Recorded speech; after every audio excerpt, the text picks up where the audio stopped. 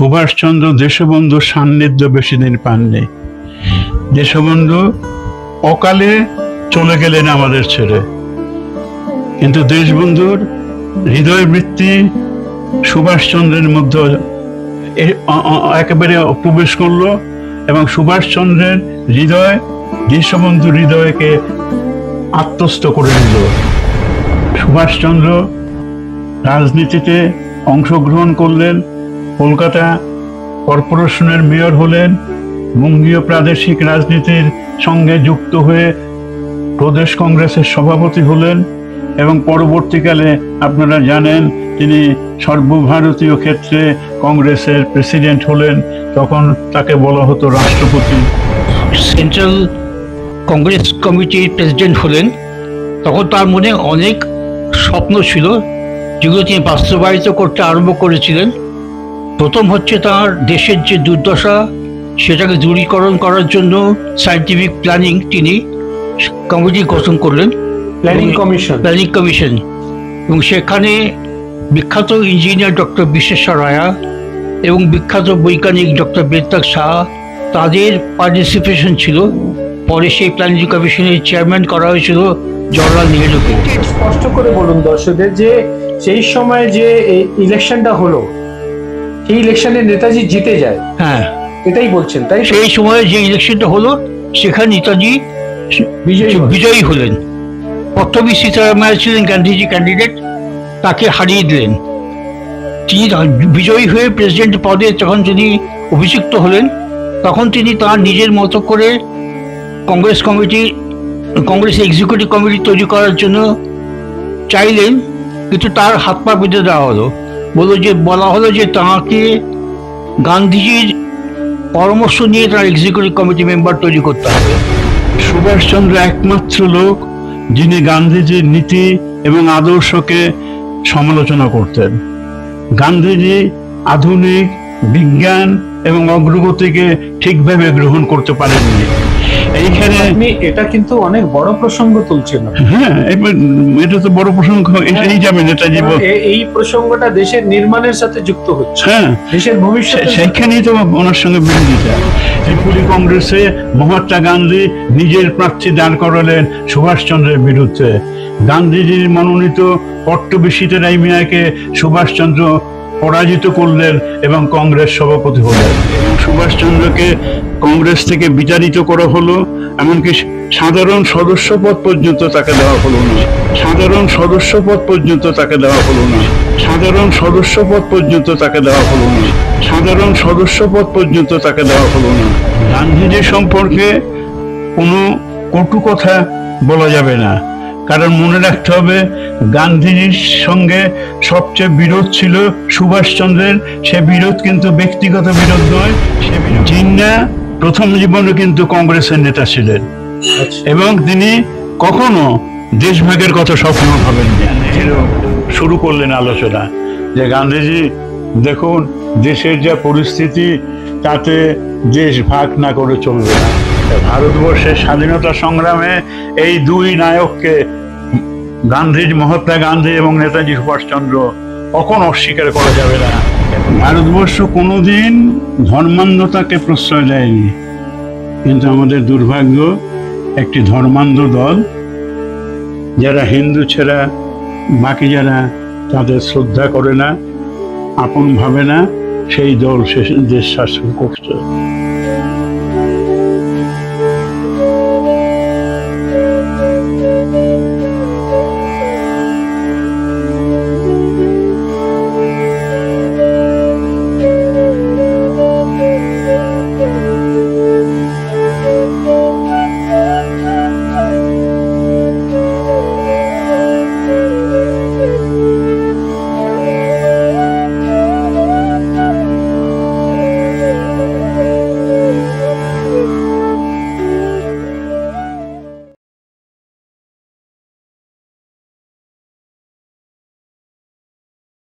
সমস্ত দর্শক বন্ধুদের নমস্কার জানিয়ে আমি আজকের এই সন্ধ্যার বার্তা আরম্ভ করছি। আমরা 200 বছর পুরনো একটি স্থানে বেলগাছিয়া, উত্তর কলকাতায় স্থিত বেলগাছিয়া ভিলা আমরা উপস্থিতি রাখছি শ্রী ডক্টর পবিত্র কুমার গুপ্ত। সর্বপ্রথম স্যার আপনাকে আমরা দর্শকের মাধ্যম থেকে নিজের প্রণাম এবং নমস্কার জানাচ্ছি। এবং আমাদের আরেকটি অতিথি আছেন শ্রী অভিজিৎ সেনগুপ্ত। উনি এক্স স্টুডেন্ট সেন্ট জেভিয়ার্স কলেজের এবং বিএসসি মেকানিক্যাল ইঞ্জিনিয়ার হয়েছেন। আপনাকেও নমস্কার জানাচ্ছি। নমস্কার। শ্রী পবিত্র কুমার গুপ্ত, ওনার পুনর নামে একটি সম্মানজনক চিহ্ন আছেন, উনি ডক্টরেট আছেন, ডক্টর পবিত্র কুমার গুপ্ত। আমার কাছে যে বিবরণ ওটা দর্শকদেরকে আমরা একটু শুনিয়ে দিচ্ছেন। উনি ex member West Bengal college service commission, ex vice chancellor আর এক্স রেজিস্ট্রার উনি হচ্ছেন বিধানচন্দ্র কৃষি বিশ্ববিদ্যালয়।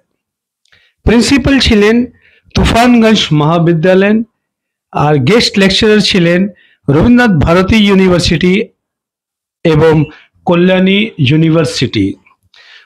উনি তারপর এক্স লেকচারার ছিলেন Rammohan college city college morning সময়ের, গোবরডাঙ্গা হিন্দু কলেজ, বনগাঁও দীনবন্ধু মহাবিদ্যালয়, রামপুরহাট কলেজ বীরভূম। এবং ওনার যে জীবন প্রসঙ্গে যদি আরেকটা পরিচয় আমরা নিই, সেটা হচ্ছেন উনি নেতাজি সুভাষচন্দ্র বোসের অনুগামী, উনি ওনার প্রেমী, ওনাকে নিয়ে সারা জীবন রিসার্চে কাটিয়ে দিয়েছেন। এবং বই পড়া থেকে আরম্ভ করে ওনার বাড়িতে আমার মনে হয় খুব যদি দামি জিনিস আমরা পাই, একটা ঘর পুরো লাইব্রেরি। আমরা সেই লাইব্রেরিটাকেও আপনাকে ভিডিওর মাধ্যমে দেখাবো, কিন্তু প্রথমে ওনাকে আমি মাইক্রোফোনটা দেবো। উনি নিজের প্রসঙ্গে, আমি যে এত প্রশংসা করেছি উনি তো গ্রহণ করবেন না, কারণ যারা মহানায়ক সত্যি করে হয় তারা নিজের প্রসঙ্গে কোনো জিনিস শুনতে চায় না, তারা চায় তাদের কীর্তিমান, তাদের কর্মের মাধ্যম দিয়ে তাদের পরিচয়টা জগতের মধ্যে একটু চর্চার বিষয়। স্যার, আপনাকে আমরা দর্শকের মাধ্যম থেকে প্রথম বার্তার আরম্ভটা এইভাবেই করতে চাইছেন। আপনি ডক্টর পবিত্র কুমার গুপ্ত, আপনার যেটা পরিচয়টা রাখলাম ওর রিয়াকশনে কি বলবেন?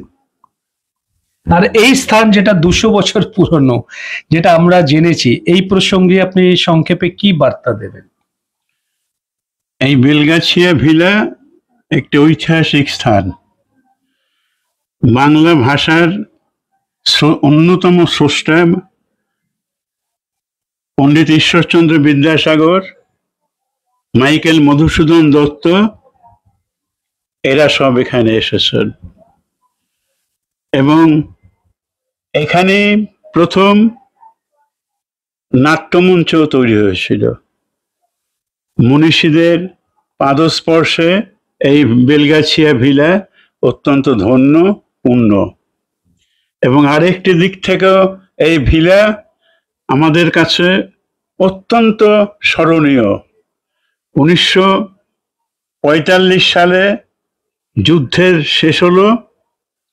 আপনারা সকলেই জানেন যে দেশকে স্বাধীন করার জন্য বিদেশে গিয়ে নেতাজি সুভাষচন্দ্র আজাদ হিন্দ ফৌজ গঠন করেছিলেন।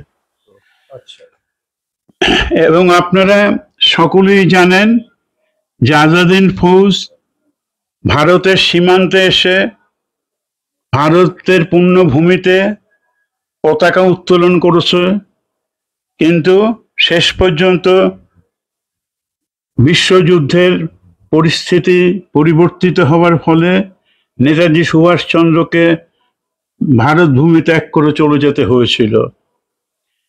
এবং আজাদ হিন্দ ফৌজের সৈন্যদের ইংরেজরা বন্দি করেছিল, লালকেল্লায় তাদের বিচারও হয়েছিল। কিন্তু অনেকেই হয়তো জানেন না যে সেই সৈন্যবাহিনীর একটি অংশ ব্যারাকপুরের ওখানে নীলগঞ্জে ইংরেজরা রেখেছিল। পার্শ্ববর্তী গ্রাম থেকে লোকে মধ্যরাত্রে গুলির আওয়াজ পেত এবং পরে তারা জানতে পারে যে এই গুলি করে আজাদ হিন্দ ফৌজের সৈন্যদের হত্যা করা হচ্ছে। এই খবর যখন শরৎচন্দ্র বসুর কাছে, নেতাজির মেজদের কাছে এসে পৌঁছল, তিনি সঙ্গে সঙ্গে ব্যবস্থা গ্রহণ করলেন। নীলগঞ্জ থেকে সেই সেনাবাহিনীকে বেলগাছিয়া ভিলায় নিয়ে এলেন কান্দি রাজ পরিবার, সিংহ পরিবার বাংলার ইতিহাসে, বাংলা সাহিত্যর বিকাশে ওতপ্রোতভাবে যুক্ত।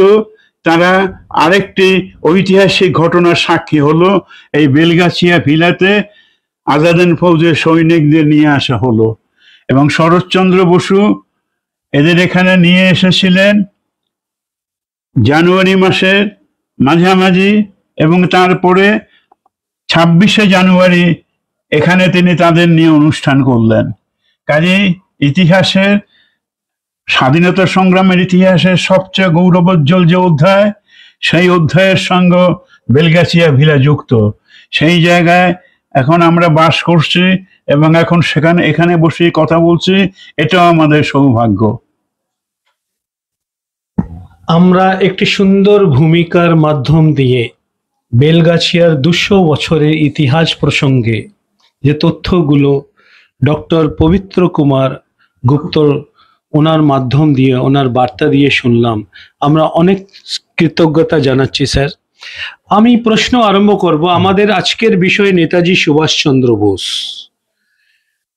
আমি আরম্ভ করব, একটি ছেলে ক্যামব্রিজ থেকে পড়াশোনা করলেন, যুব অবস্থা, ভারতে তখন প্রবিষ্ট করলেন, এলেন ভারতকে উনি দেখলেন হাহাকার, চিৎকার, একদিকে গোলামি, ব্রিটিশের রাজত্ব, একদিকে সংঘর্ষ। ইচ্ছা হলো অনেক কিছু করতে পারতেন, পয়সা অর্জন করতে পারতেন, ব্রিটিশদের চাকরিও করে নিজের জীবনটা সুখী করতে পারতেন।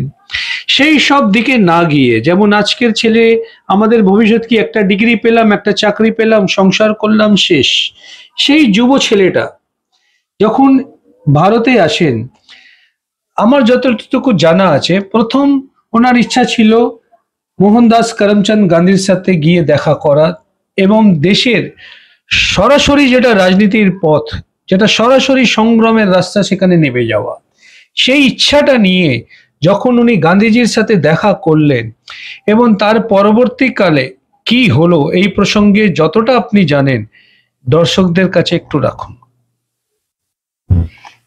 একথা ঠিকই, বিলেত থেকে বোম্বাইতে আসার পরে তিনি গান্ধীজির সঙ্গে দেখা করেছিলেন। গান্ধীজি কিন্তু অত্যন্ত দূরদর্শী সম্পন্ন মানুষ। তিনি সুভাষচন্দ্রকে দেখতে পেয়ে তার মধ্যে যে বিরাট সম্ভাবনা আছে সেটা উপলব্ধি করতে পেরেছিলেন। তখন বাংলায় স্বাধীনতা সংগ্রামের পুরোভাগে ছিলেন সর্বত্যাগী, বৈরাগী, সন্ন্যাসী সদৃশ দেশবন্ধু চিত্তরঞ্জন দাস। গান্ধীজি সুভাষচন্দ্রকে বললেন, তুমি যাও কলকাতায় গিয়ে দেশবন্ধুর সঙ্গে দেখা করো, সেখান থেকেই তুমি পাবে নির্দেশ কিভাবে এগিয়ে চলতে হবে। দেশবন্ধু চিত্তরঞ্জন দাস, আমাদের মনে রাখতে হবে, তাকে দেশবন্ধু দেশবাসী ভালোবেসে বলতো। তার মতন হৃদয়বান পুরুষ খুব কমই পাওয়া যায়। আমি আমার ছাত্র জীবনে সত্যরঞ্জন বক্সী, যিনি বিরাট সাংবাদিক ছিলেন এবং নেতাজির সবচেয়ে বিশ্বস্ত অনুগামী ছিলেন, সেই সত্য বক্সীর কাছে আমি জিজ্ঞাসা করেছিলাম, তখন আমি বিশ্ববিদ্যালয়ের ছাত্র, যাচ্ছা নেতাজি সুভাষচন্দ্রকে কোন দর্শনের দ্বারা দেশবন্ধু আকৃষ্ট করলেন। সত্যরঞ্জন বক্সী বরিশালের মানুষ, বরিশালের ভাষায় তিনি আমাকে ভৎসনা করলেন, বলছে দেশবন্ধু কোনো ইজম দিয়ে কাউকে বশ করে না, তিনি তার হৃদয় দিয়ে মানুষকে জয় করেন। এই বলতে গিয়ে দেশবন্ধু চিত্তরঞ্জন দাস আমাকে একটি কাহিনী শোনালেন দেশবন্ধুর জীবনে, এবং যেখানে সুভাষচন্দ্র যুক্ত। দেশবন্ধুর বাড়িতে দিন দরিদ্র মানুষ সকাল থেকে রাত্রি পর্যন্ত আসতো। একদিন দুপুরবেলা দেশবন্ধু তার বাড়িতে বসে আছেন, একটি লোক হাঁটু পর্যন্ত কাদা মাখা, তার পরিধেয় বস্ত্রটি ছেঁড়া, জামা মানে ধুতি ছেঁড়া, জামা ছেঁড়া। তিনি হঠাৎ ঢুকতে বললেন, কোথায় দেশবন্ধু, আমি দেশবন্ধুকে একটু দেখব। দেশবন্ধু চিত্তরঞ্জন দাস তাকে আহ্বান করলেন, বললেন, এই তো আমি ভাই, কি প্রয়োজন বলো, আমি তোমার জন্য কি কি করতে পারি। বলছে, আমি জীবনে আনন্দ করিনি, সুখ অনুভব করিনি। আমি শুনেছি যে আপনি সকল লোককে চাইলে পরেই টাকা দেন। আমাকে কিছু টাকা দিতে পারেন, আমি আনন্দ করব, ভোগ করব। দেশবন্ধু তাকে বসতে বলে তার সহধর্মিনী বাসন্তী দেবীকে বললেন যে যে টাকা দাও তো। বাসন্তী দেবী বললেন যে ভাড়া শূন্য। কারণ দেশবন্ধু যে উপার্জন করেন তার বেশিরভাগই তো তিনি দান করেন। দেশবন্ধু তখন তার একজন পরিচিত ব্যক্তি তার কাছে একটা চিঠি লিখে একজনকে পাঠালেন যে যাও 500টি টাকা নিয়ে এসো। লোকটি যথাসময়ে এলো, এসে 500টি টাকা দেশবন্ধুকে দিল। আমি তখন প্রশ্ন করলাম যে ওই লোক দেশবন্ধু কি করলেন? ওই যে দেশবন্ধু সঙ্গে সঙ্গে ওই 500টি টাকা ওই মানুষটির হাতে তুলে দিলে। টাকাটি পেয়ে লোকটি আনন্দে, কি আনন্দ কি আনন্দ, দেশবন্ধু আমাকে টাকা দিয়েছে, আজ আমি আনন্দ করব, ফুর্তি করব, ভালো খাওয়া দাওয়া করব বলতে বলতে চলে গেলেন। তখন দেশবন্ধুর ওখানে যারা বসেছিলেন প্রত্যেকে বলতে লাগলেন, কি অমিতব্যই আপনি, ভাবনা চিন্তা নেই, বলা নেই, কওয়া নেই, একটা লোক এসে বলল আর আপনি 500টা টাকা দিয়ে দিলেন। মনে রাখতে হবে সেই সময়কার 500 টাকা এখনকার কমপক্ষে 20,000 টাকা হবে। সেই দিয়ে তাকে দেশবন্ধুকে সবাই ভৎসনা করতে লাগলেন। সুভাষচন্দ্র তখন বললেন, লোকে আপনাকে অমিতব্যয়ী বলতে পারে, আজকে আমি বুঝলাম যে আমি ঠিক মানুষকেই ধরেছি। বলে সুভাষচন্দ্র দেশবন্ধুর বুকে ঝাঁপিয়ে পড়লেন, শিশু যেমন মায়ের কোলে ঝাঁপিয়ে পড়ে। দেশবন্ধু তখন কাঁদতে আরম্ভ করলেন, আবেগে তার চোখে জল এলো, সুভাষচন্দ্রের মাথায় সেই জল পড়ল। সুভাষচন্দ্র কাঁদতে লাগলেন, সুভাষ চোখের জল দেশবন্ধুর পা ধুয়ে দিল। সত্যরঞ্জন বক্সী বলেন যে এই এক স্বর্গীয় দৃশ্য দেখে দেশবন্ধুর শিষ্য হলাম, তার নির্দেশ অনুযায়ী দেশ ও সেবায় অংশগ্রহণ করলাম। এই সুভাষচন্দ্র হৃদয় বৃত্তির দ্বারা মানুষকে জয় করেছিলেন। রাজনীতির ক্ষেত্রে এই রকম মানুষ খুব কম আসে। দেশবন্ধু যেমন সর্বত্যাগী বৈরাগী, সুভাষচন্দ্র ঠিক তেমনি তাই। একেবারে গুরু শিষ্যের এইভাবে আবির্ভূত হলো এবং স্বাধীনতা সংগ্রামে তারা যথাযোগ্য ভূমিকা পালন করলেন। আমি দর্শকদেরকে জানাচ্ছি, নেতাজি সুভাষচন্দ্র বোস মোহনদাস করমচাঁদ গান্ধীর সাথে দেখা করার পর যখন কলকাতায় এলেন, আমরা ডক্টর পবিত্র কুমার গুপ্তর মাধ্যম দিয়ে জানলাম যে উনি চিত্তরঞ্জন দাস ওনার সান্নিধ্যে রাজনীতির ময়দানে নেমে গেলেন। সংঘর্ষ হলো, বিরাট সংঘর্ষ হলো, জেল হলো, জেল বন্দী হলেন, জেল থেকে জিতলেন, কলকাতার মেয়র হলেন। সব সূচনা মোহনদাস করমচাঁদ গান্ধী এবং কেন্দ্রীয় কংগ্রেস পার্টির কাছে পৌঁছচ্ছে। আমার আগামী প্রশ্ন এটাই জানবার আছে, কলকাতা থেকে প্রান্তীয় রাজনীতি থেকে কেন্দ্রীয় রাজনীতিতে যখন নেতাজি সুভাষচন্দ্র গেলেন, আর ফিরে পাইনি চিত্তরঞ্জন দাসকে। কিন্তু চিত্তরঞ্জন দাসও মনের মধ্যে ভাবছিলেন যে শিষ্যকে আমি তৈরি করেছি, সেটা দেশের একটা বিশাল বড় একটা স্বপ্ন, দেশকে একটা এগিয়ে নিয়ে যাওয়ার জন্যে যেটা সঞ্চালক দরকার সেটা আমি দেশকে দিয়ে দিলাম। আমরা এর রিয়েকশনে ডক্টর পবিত্র কুমার গুপ্ত ওনার মুখ থেকে ওনার ভাষায় ওনার শব্দাবলিতে শুনবো, উনি কি বলবেন। একটা কথা আমাদের জেনে রাখা দরকার, সুভাষচন্দ্র দেশবন্ধুর সান্নিধ্য বেশি দিন পাননি। দেশবন্ধু অকালে চলে গেলেন আমাদের ছেড়ে, কিন্তু দেশবন্ধুর হৃদয় বৃত্তি সুভাষচন্দ্রের মধ্যে একেবারে প্রবেশ করলো এবং সুভাষচন্দ্রের হৃদয় দেশবন্ধুর হৃদয়কে আত্মস্থ করে নিল। সুভাষচন্দ্র রাজনীতিতে অংশগ্রহণ করলেন, কলকাতা কর্পোরেশনের মেয়র হলেন, বঙ্গীয় প্রাদেশিক রাজনীতির সঙ্গে যুক্ত হয়ে প্রদেশ কংগ্রেসের সভাপতি হলেন এবং পরবর্তীকালে আপনারা জানেন তিনি সর্বভারতীয় ক্ষেত্রে কংগ্রেসের প্রেসিডেন্ট হলেন, তখন তাকে বলা হতো রাষ্ট্রপতি। কিন্তু এই সমস্ত কিছুর মধ্যে সুভাষচন্দ্রের মধ্যে যে মানবিকতা, মানুষের জন্য কাঁদা, দুঃখ দূর করার জন্য এগিয়ে যাওয়া, তা তিনি অক্ষুণ্ণ রেখেছিলেন। আমরা আজাদিন ফৌজের মধ্যে গিয়ে সেই সুভাষচন্দ্রকেই দেখতে পাবো। না, আমার এর সাথে যুক্ত প্রশ্ন আছে অভিজিৎ দা। নেতাজি সুভাষচন্দ্র বোস কেন্দ্রীয় রাজনীতিতে যখন যান, কেন্দ্রীয় রাজনীতিতে গিয়ে কংগ্রেসের দেশের সভাপতি হলেন, প্রেসিডেন্ট হলেন এবং কংগ্রেসকে অনেকটা এগিয়ে নিয়ে গেছেন। তার মধ্যে অনেক কাজকর্ম হলো।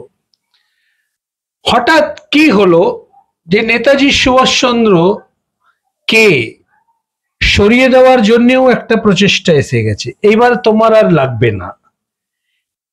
যে মানুষটা যোগ্যতা নিয়ে কেন্দ্রীয় রাজনীতিতে গেছে সে অযোগ্য কিভাবে হলো? আপনি দুটো রিয়াকশন দেবেন, তারপর আবার আমরা ডক্টর পবিত্র কুমার গুপ্ত থেকে বিস্তৃতভাবে আমরা জানবো, কি বলবেন? নেতাজি যখন সেন্ট্রাল কংগ্রেস কমিটির প্রেসিডেন্ট হলেন, তখন তার মনে অনেক স্বপ্ন ছিল যেগুলো তিনি বাস্তবায়িত করতে আরম্ভ করেছিলেন। প্রথম হচ্ছে তার দেশের যে দুর্দশা সেটাকে দূরীকরণ করার জন্য সায়েন্টিফিক প্ল্যানিং তিনি কমিটি গঠন করলেন, প্ল্যানিং কমিশন, এবং সেখানে বিখ্যাত ইঞ্জিনিয়ার ডক্টর বিশ্বেশ্বর রায়া এবং বিখ্যাত বৈজ্ঞানিক ডক্টর বেতাগ শাহ, তাদের পার্টিসিপেশন ছিল। পরে সেই প্ল্যানিং কমিশনের চেয়ারম্যান করা হয়েছিল জওহরলাল নেহেরুকে। যাই হোক, আর তিনি যখন এই প্রদেশ সেন্ট্রাল কংগ্রেস কমিটির প্রেসিডেন্ট হলেন, তখন তিনি চেয়েছিলেন যে ব্রিটিশকে আমরা দূর করতে চাইছি এবং যখন ওরা সবচেয়ে দুর্বল তখন তাদের আমরা আঘাত করা দরকার। সেটা যদি অহিংস পথে হয় অহিংস পথে, সহিংস পথে হলে সহিংস পথে। তখন তিনি দেখলেন যে তখন দ্বিতীয় বিশ্বযুদ্ধ আরম্ভ হয়েছে এবং তার ফলে ব্রিটিশরা এখন দুর্বল হয়ে পড়েছে। তিনি মনে করলেন যে এইটাই আমাদের সময়, যে আমাদের আন্দোলন খুব গভীরতর এবং তীব্র আন্দোলন করা উচিত। সেইটা তিনি করবার জন্য প্রস্তুত হলেন এবং সেই নিয়ে তার সঙ্গে গান্ধীজি যেহেতু নরমপন্থী ছিলেন এবং মানে কি বলবো, তিনি অহিংস আন্দোলনে বিশ্বাস করতেন। আমরা গান্ধীজিকে বায়োস্ট বলতে পারবো? হ্যাঁ, বায়োস্ট বলতে পারবো, কারণ তিনি অহিংস পন্থার উপরে একদম এত বেশি আস্থাশীল ছিলেন যে তিনি তার কাছে যা দেশের স্বাধীনতার থেকে অহিংস পন্থাটাই বেশি উঁচু হয়ে গেছে। যাই হোক, এই অবস্থায় যখন নেতাজি প্রস্তাব দিলেন যে এখন আমাদের ব্রিটিশের উপর সর্বশক্তি দিয়ে ঝাঁপিয়ে পড়া উচিত যেহেতু ওরা দুর্বল, সেই এজেন্ডা নিয়ে তিনি কংগ্রেসের প্রেসিডেন্ট হওয়ার জন্য দ্বিতীয়বার অবতীর্ণ হলেন। এই দ্বিতীয়বার প্রথমবার অবতীর্ণ হওয়ার দরকার হয়নি, কারণ গান্ধীজি নিজেই তার ক্ষমতা থেকে তাকে প্রেসিডেন্ট করেছিলেন। দ্বিতীয়বার যখন তিনি তার এজেন্ডা নিয়ে অবতীর্ণ হলেন, তখন গান্ধীজি দেখলেন যে আমার তো অহিংস পন্থাটা তো বাতিল হয়ে যাচ্ছে। তখন তিনি তার বিরুদ্ধে, গান্ধীজির এজেন্ডার প্রভাবেই হচ্ছে না, তখন তিনি তার বিরুদ্ধে প্রার্থী দাঁড় করালেন এবং সেই প্রার্থী কিন্তু নেতাজির কাছে পরাজিত হলো। নেতাজি এবার ইলেক্টেড। স্পষ্ট করে বলুন দর্শকদের যে সেই সময় যে ইলেকশনটা হলো, সেই ইলেকশনে নেতাজি জিতে যায়। হ্যাঁ, এটাই বলছেন, তাই? সেই সময় যে ইলেকশনটা হলো সেখানে নেতাজি বিজয়ী হলেন। পট্টবী সীতারামাইয়া ছিলেন গান্ধীজি ক্যান্ডিডেট, তাকে হারিয়ে দিলেন। তিনি বিজয়ী হয়ে প্রেসিডেন্ট পদে যখন তিনি অভিষিক্ত হলেন, তখন তিনি তার নিজের মতো করে কংগ্রেস এক্সিকিউটিভ কমিটি তৈরি করার জন্য চাইলেন, কিন্তু তার হাত পা বেঁধে দেওয়া হলো। বলা হলো যে তাঁকে গান্ধীজির পরামর্শ নিয়ে তার এক্সিকিউটিভ কমিটি মেম্বার তৈরি করতে হবে এবং তিনি পদে পদে সেই সমস্ত গোবিন্দ পল্লব পন্থ ইত্যাদি গান্ধীজির পন্থী যারা, তারা নেতাজির এই উত্থানকে সহ্য করতে পারছিল না এবং তখন তারা নেতাজিকে পদে পদে বাধা দিতে আরম্ভ করলো। তখন নেতাজি দেখলেন যে এই অবস্থায় তিনি কংগ্রেস প্রেসিডেন্টের পদটা তিনি সামলাতে পারছেন না, বাধাপ্রাপ্ত হচ্ছেন। তখন তিনি বাধ্য হলেন কংগ্রেস প্রেসিডেন্ট পদ থেকে রিজাইন করতে, এবং তারপরে তাকে এমনকি তার বিরুদ্ধে ইনডিসিপ্লিন এই এই এই অভিযোগ এনে তাকে কংগ্রেস পার্টির থেকেও বহিষ্কার করা হলো। এইটুকু আমি এখন এইটুকু বলছি। না, এই যেখানে উনি শেষ করেছেন সেটাই আমার প্রশ্ন। যেই বহিষ্কার হলেন, উনি যেই কংগ্রেস পার্টি ছাড়লেন, সেই সুবিধা কি ব্রিটিশ নিয়ে নিল নেতাজির বিরুদ্ধে সব রকম এজেন্ডা তৈরি করতে? বা নেতাজি সেই প্রেসারেই কি ভারত ছেড়েলেন বা নিজের গৃহস্থান ছাড়লেন? পরবর্তীকালে তো উনি কলকাতায়ও এসেছিলেন, ওই প্রসঙ্গে আমরা আস্তে আস্তে আসবো। উনি গৃহবন্দী ছিলেন, গৃহবন্দী থেকে তখন এখান থেকে গোমো স্টেশন হয়ে উনি কাবুল গেছেন, ওই প্রসঙ্গতে আসবো। প্রথম রিয়াকশন অভিজিৎ দা যেখানে ছাড়লেন, যেখান থেকে উনি বহিষ্কৃত হলেন, উনি অপমানিত হয়েই কংগ্রেস ছাড়লেন, আমি এই কথাটাই বলবো। তা আপনি নিজের শব্দাবলীতে এই ব্যাখ্যাটা কিভাবে করবেন? নেতাজি সুভাষচন্দ্র প্রথম কংগ্রেসের সভাপতি হলেন 1938 সালে। তখন কংগ্রেসের সভাপতিকে রাষ্ট্রপতি বলা হতো, এবং 1938 সালে হরিপুরা কংগ্রেসে তিনি যে ভাষণটি প্রদান করলেন, জাতীয় ইতিহাসে তা একটি মূল্যবান দলিল।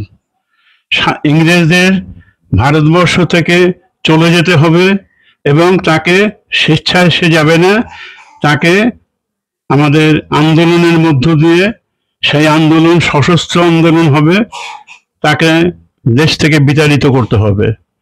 ইংরেজরা চলে যাবে কিন্তু ভারতবর্ষ থাকবে, সেই ভারতবর্ষকে উন্নত দেশে পরিণত করতে হবে, দারিদ্র্য দূর করতে হবে, অশিক্ষা দূর করতে হবে, গৃহহীনকে বাসস্থান বন্দোবস্ত করে দিতে হবে, অর্থাৎ সামগ্রিকভাবে একটি দেশের সামাজিক, অর্থনৈতিক, সাংস্কৃতিক বিকাশ ঘটাতে হবে। সুভাষচন্দ্রের এই পরিকল্পনাকে দেশের বিদ্বজ্জন মণ্ডলী, বিশেষ করে ডক্টর মেঘনাদ সাহার মতন আন্তর্জাতিক খ্যাতিসম্পন্ন বৈজ্ঞানিক সমর্থন করলেন, তার পাশে দাঁড়ালেন, এবং নেতাজি পরিকল্পনা কমিশন তৈরি করলেন। এবং সেই পরিকল্পনা কমিশনের দেশের তৎকালীন যে সমস্ত জ্ঞানী গুণী ব্যক্তি বিভিন্ন দিকের শিক্ষা, সংস্কৃতি, অর্থনীতি, শিল্প, বাণিজ্য, তাদের সেই কমিটিতে নিয়ে এলেন, আহ্বায়ক করে দিলেন, বিভিন্ন সাব কমিটি হলো। নেতাজি সুভাষচন্দ্রের এই পরিকল্পিত অর্থনীতি মহাত্মা গান্ধীজির পছন্দ হয়নি। এবং মনে রাখা দরকার যে পণ্ডিত জওহরলাল নেহেরু সুভাষচন্দ্রের বিরোধিতা করেই বেশিরভাগ সময় কাটিয়েছেন। সুভাষচন্দ্র তাকে পরিকল্পনা কমিশনের চেয়ারম্যান করেছিলেন। এর মধ্য দিয়ে তার ঔদার্য লক্ষণীয়। এবং তারপরের যে নির্বাচন, ত্রিপুরী কংগ্রেস, সেই কংগ্রেসের নির্বাচন হলো বিনা প্রতিদ্বন্দ্বিতায় নেতাজি সুভাষচন্দ্র জয় করার কোনো সুযোগ পেলে না। পট্টবী সীতারামাইয়াকে মহাত্মা গান্ধী তার প্রার্থী হিসাবে দাঁড় করালেন, এবং নির্বাচনে নেতাজি সুভাষচন্দ্র জয়যুক্ত হলেন, পট্টবী সীতারামাইয়া হেরে গেলেন। মহাত্মাজি তখন বলেছিলেন, Pattabhi সীতারামাইয়া's defeat is my own defeat, অর্থাৎ পট্টবী সীতারামাইয়ার পরাজয় তার নিজের পরাজয়। এক্ষেত্রে গান্ধীজি, যাকে সুভাষচন্দ্র অত্যন্ত শ্রদ্ধা করতেন, সেই সুভাষচন্দ্রকে বুঝতে পারলেন না। তিনি সুভাষচন্দ্রের সাফল্যকে নিজের পরাজয় হিসেবে গ্রহণ করে নিলেন। আচ্ছা, এইখানে একটা প্রশ্ন রাখছি। আমরা যাকে মহামানব বলি বা ধরে নিন যাকে মহাত্মা বলি, তাদের জীবনের মধ্যে অনেকটা প্রসঙ্গ এরম আছে যখন নিজে মহাত্মা হয়ে অন্য কোনো মানুষের যে গুরুত্ব বা ওর মধ্যেও কোনো মহাত্মা আছে সেটা তারা বুঝতে পারে না। তা গান্ধীজি নেতাজিকে যেটা বুঝতে পারলো না, ইতিহাসের চোখে কিভাবে আপনি ব্যাখ্যা করবেন? এক্ষেত্রে আমাদের একটু সামগ্রিক চিন্তা করতে হবে। গান্ধীজি ভারতবর্ষের বলা যেতে পারে অবিংশবাদী নেতা। 1921 সালে তিনি ভারতবর্ষের রাজনীতিতে এলেন। তিনি যতদিন ছিলেন বিনা বাধায়, বিনা প্রতিদ্বন্দ্বিতায় তিনি থেকে গেছেন। সুভাষচন্দ্র একমাত্র লোক যিনি গান্ধীজির নীতি এবং আদর্শকে সমালোচনা করতেন। গান্ধীজি আধুনিক বিজ্ঞান এবং অগ্রগতিকে ঠিকভাবে গ্রহণ করতে পারেননি। বর্তমান দুনিয়াতে সারা পৃথিবী যখন বিজ্ঞান এবং প্রযুক্তিকে গ্রহণ করে দেশের উন্নয়ন ঘটিয়েছে, মহাত্মা গান্ধী তখন সেই ক্ষুদ্র এবং কুটির শিল্পের মধ্যে সীমাবদ্ধ রাখলেন নিজেকে। এইখানে আপনি এটা কিন্তু অনেক বড় প্রসঙ্গ তুলছেন আপনি। হ্যাঁ, এটা তো বড় প্রসঙ্গ, এটাই যাবে নেতাজি। এই প্রসঙ্গটা দেশের নির্মাণের সাথে যুক্ত হচ্ছে, হ্যাঁ, দেশের ভবিষ্যৎ। সেইখানেই তো ওনার সঙ্গে বিরোধিতা, এবং সেক্ষেত্রে গান্ধীজির সঙ্গে তার মত পার্থক্য হলো। ইউরোপে নেতাজি সুভাষচন্দ্র যখন অসুস্থ ছিলেন, চিকিৎসার জন্য তাকে ইউরোপ যেতে হয়েছিল। সেখানেই তিনি দ্বিতীয় বিশ্বযুদ্ধের বারুদের গন্ধ পেয়ে এসেছিলেন, এবং তিনি ফিরে এসে সিদ্ধান্ত নিয়েছিলেন যে এই তো অপূর্ব সুযোগ, আমাদের শত্রু ব্রিটেন, তাদের দুর্যোগের সময় এসছে, এই দুর্যোগকে আমাদের ব্যবহার করতে হবে সংগ্রামের মধ্য দিয়ে, এবং ইংরেজকে সংগ্রামের মধ্য দিয়ে এদেশ থেকে বিতাড়িত করতে হবে, কারণ ইংরেজরা তা না হলে আমাদের দেশ ছেড়ে যাবে না। গান্ধীজি অহিংসবাদী, তিনি সংগ্রামের পথ বেছে নিলেন না।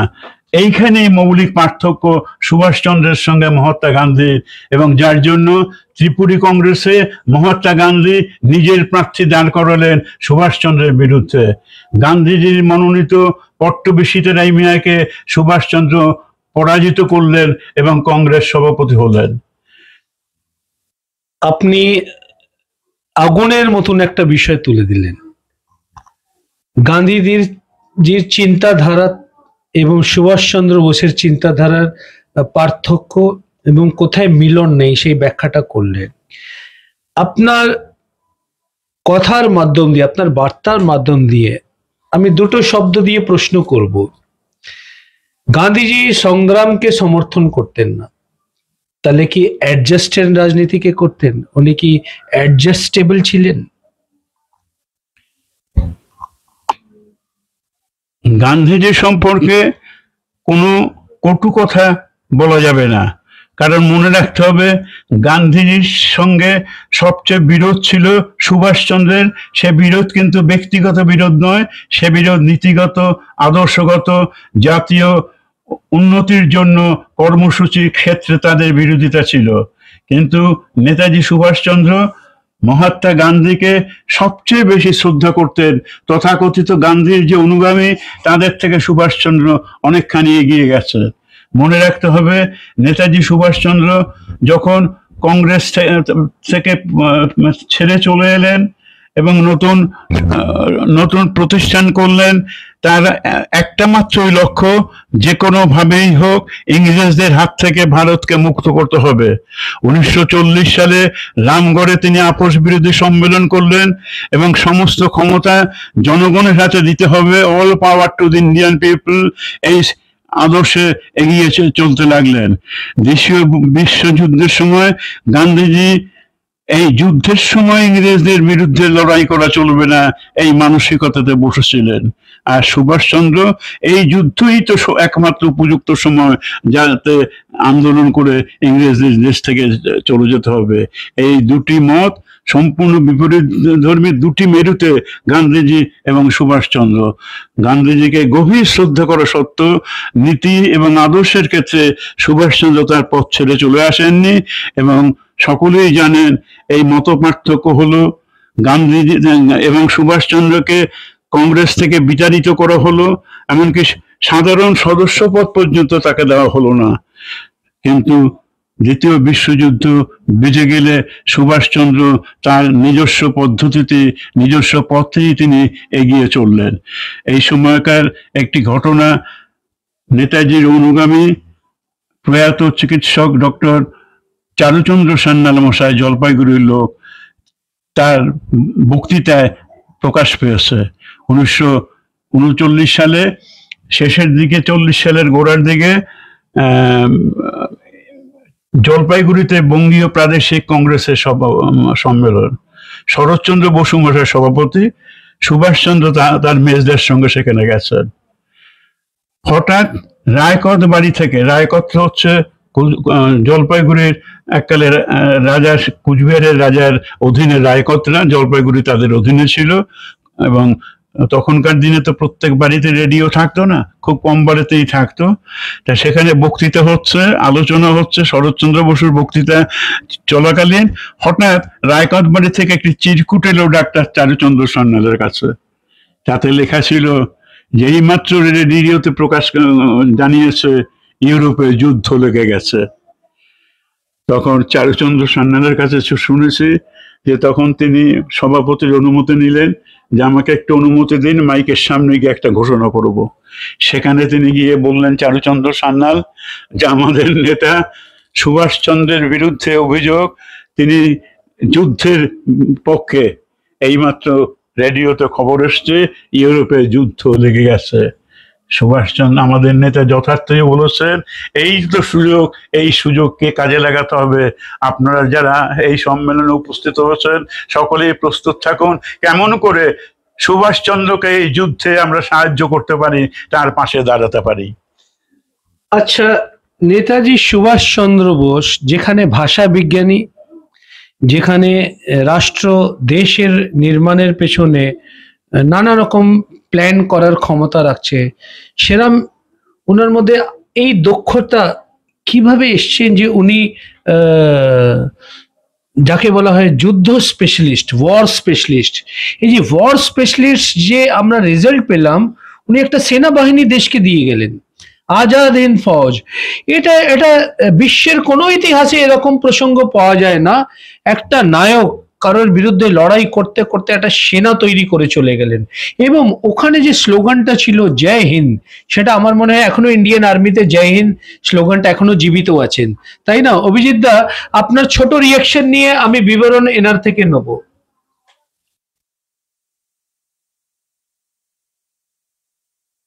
ওনার ওনার শক্তি ছিল স্বামী বিবেকানন্দর বই পড়ে, তার জীবনী অনুসরণ করে, এবং তিনি তখন যে সেনাবাহিনী তৈরি করলেন তাতে সব সম্প্রদায়ের এবং সব ধর্মের এবং সমস্ত সেক্সের সকলেই একত্রিত হলেন।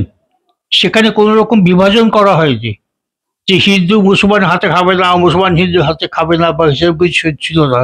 সকলেই এক জাতি, এক প্রাণ, একতার মধ্যে ছিল। সেই যখন তিনি সেই সেনাবাহিনী পরিচালনা করতে লাগলেন, তখন তিনি তাঁর একটা ঐশ্বরিক ক্ষমতা জন্মেছিল, যার ফলে তিনি মানে ওয়ার এক্সপার্ট হিসাবে তিনি পরে পরিচিত হতে আরম্ভ করলেন। পরবর্তীকালে তিনি চীনে ভ্রমণ করেছিলেন, এবং যে আমরা বলি যে তাকে 1945-এর 18ই অগস্ট তার বিমান দুর্ঘটনায় মৃত্যু হয়েছে, সে কথা তো সত্য নয়। তিনি প্রথমে রাশিয়ায় গেছিলেন এবং সেখান থেকে তিনি চীনে এসেছিলেন। আমরা এই প্রসঙ্গটা আসবো, আগে আমরা যেখান থেকে আপনার কাছে আমি গেছিলাম সেই জায়গায় আমি ডক্টর পবিত্রর কাছেই আসছি। যুদ্ধ স্পেশালিস্ট উনি হয়ে গেলেন পরবর্তীকালে, একটা লিডারশিপ থেকে একটা কমান্ডে চলে গেলেন, নিজেও কিন্তু সিপাহী হলেন। এটা না যে আজাদ হিন্দ ফৌজকে ফর্ম করার পর নিজে সেই ফৌজ থেকে বাইরে ছিলেন, সেই ফৌজে নিজেও অংশীদার ছিলেন। আপনি নিজের জীবনের যে সম্পর্কটা আপনার নেতাজি সুভাষচন্দ্রের সাথে রয়েছেন, সেই সম্পর্কটাকে আজকে কিভাবে জাগিয়ে উঠবেন? নেতাজি সুভাষচন্দ্রকে ঠিকভাবে জানতে গেলে আমাদের জানতে হবে স্বামী বিবেকানন্দকে। স্বামী বিবেকানন্দ অমৃতলোকে যাত্রার আগের দিন সন্ধ্যার সময় বেলুড় মঠে পায়চারি করছিলেন গঙ্গার ধারে।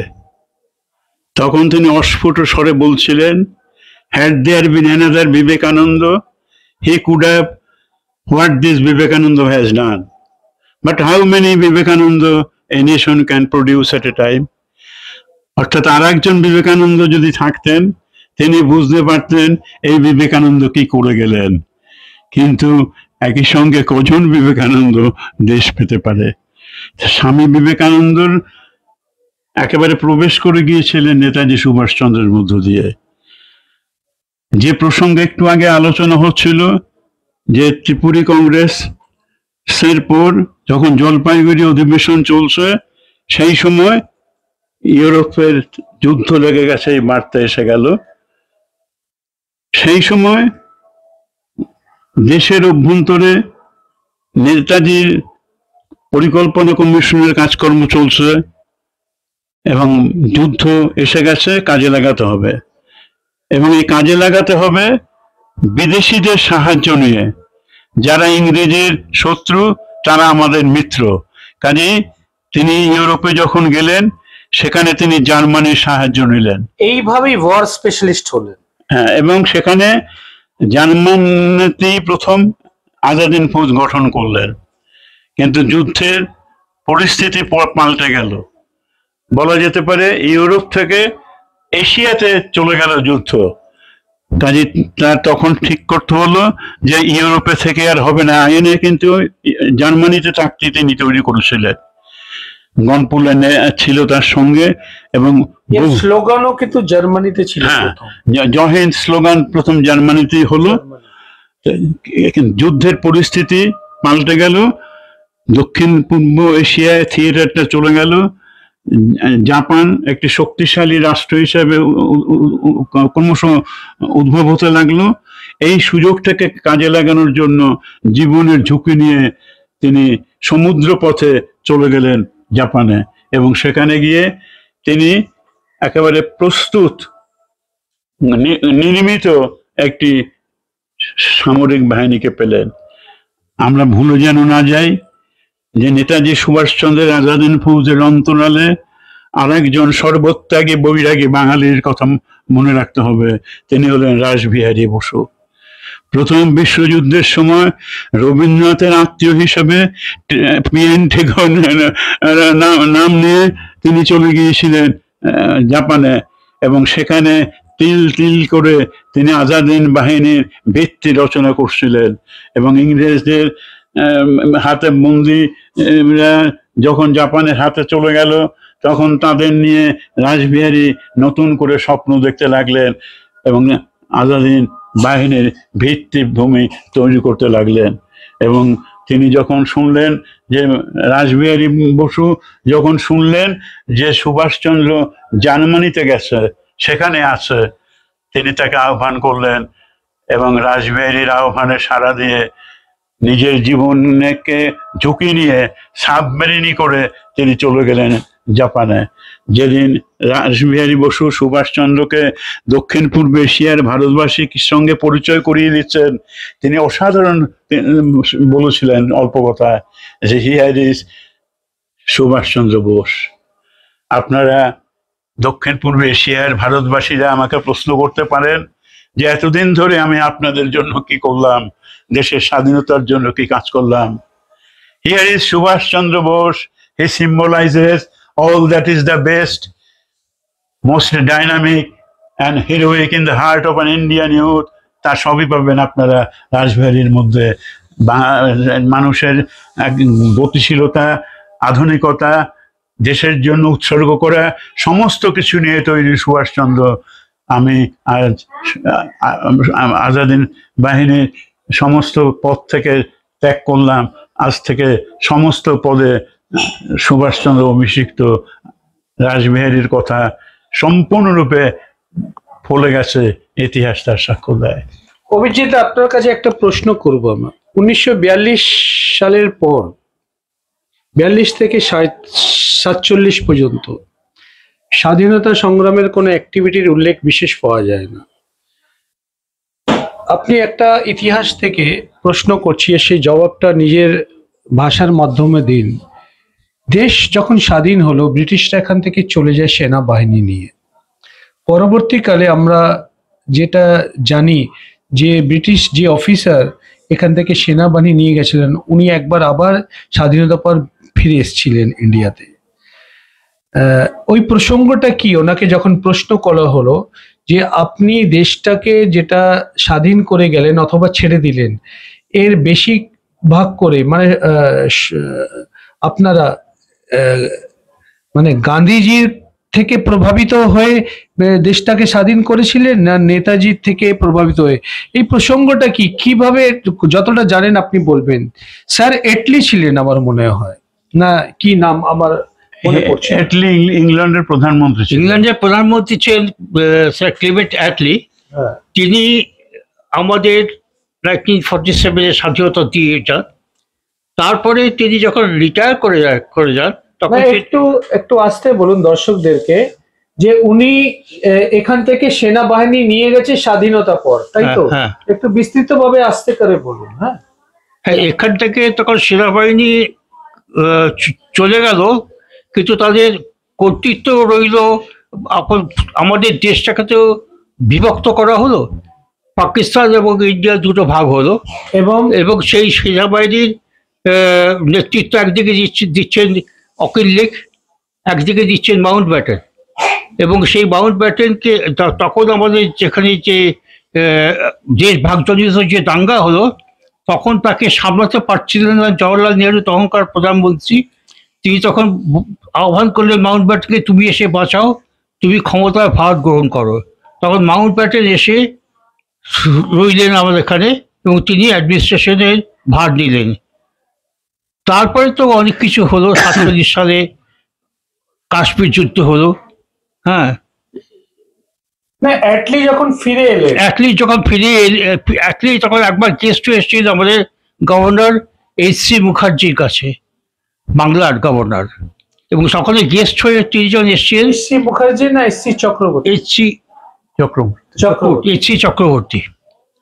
তার কাছে তিনি যখন গেস্ট হয়েছিলেন, তখন কথা প্রসঙ্গে আমাদের গভর্নর ওকে জিজ্ঞেস করছেন, দেখো তোমরা সেকেন্ড ওয়ার্ল্ড ওয়ারে জিতেছিলে, তাহলে তোমরা কিসের জন্য এই সুজলা সুফলা দেশকে ছেড়ে চলে যেতে বাধ্য হলে?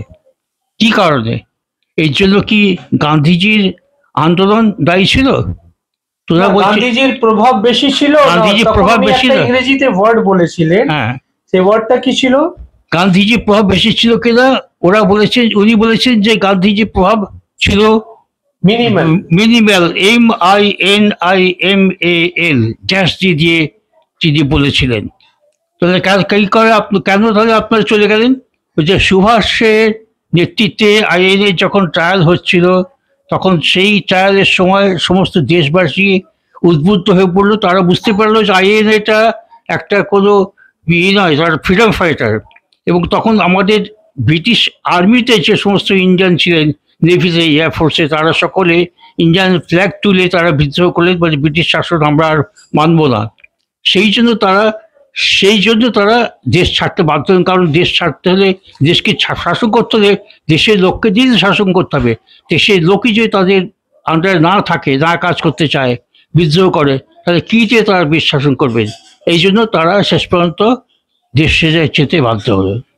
আমি দর্শকদেরকে জানিয়ে স্যারের কাছে আসছি যে ইতিহাসের এই প্রসঙ্গটা, যেখানে স্যার অ্যাটলি মানে ইংল্যান্ডের প্রেসিডেন্ট, তাই তো, প্রাইম মিনিস্টার, উনি যখন উনি স্টেটমেন্ট দিচ্ছেন যে আমরা নেতাজির আজাদ হিন্দ বাহিনী ফৌজ যেটা এগিয়ে যাচ্ছে তার থেকে ভয় পেয়েছিলাম এবং প্রভাবিত হয়েছিলাম। আমাদের ওপর গান্ধীজির কোনো ভয় ছিল না, আর আমরা গান্ধীজিকে কোনো ওইভাবে দেখতামই না, পাত্তাই দিতাম না, বাংলা ভাষায় যদি আমি বলি। তার মানে নেতাজির যেটা প্রভাব, নেতাজি সুভাষচন্দ্র বোসের যে লিডারশিপ, যেটা পুরো ওয়ার্ল্ডকে রিপ্রেজেন্ট করছিল সেই সময়, সেটা ব্রিটিশদের ওপরও একটা প্রভাব ছেড়ে গেছিলেন। এটা একটা এত গুরুত্বপূর্ণ ইম্পর্টেন্ট তথ্য ইতিহাসের মধ্যে, যেটাকে দিয়ে নেতাজির ভাবমূর্তিটাকে আমরা মাপতে পারি, স্কেল দিয়ে দেখতে পারি যে নেতাজির প্রভাবটা আমরা কি শুধু আমাদের মধ্যে চর্চার মধ্যে শুনছি, না, এটা ব্রিটিশরাও কিন্তু মেনেছিল। এই কথাটা অ্যাটলিস্ট স্টেটমেন্টে আছে, এবং আমরা ডক্টর পবিত্র কুমার গুপ্তর মাধ্যম দিয়েও এটাকে অনুমোদিত উনি করবেন কিনা, ওনার রিয়াকশনটা আমরা নেব। দ্বিতীয় বিশ্বযুদ্ধের উপর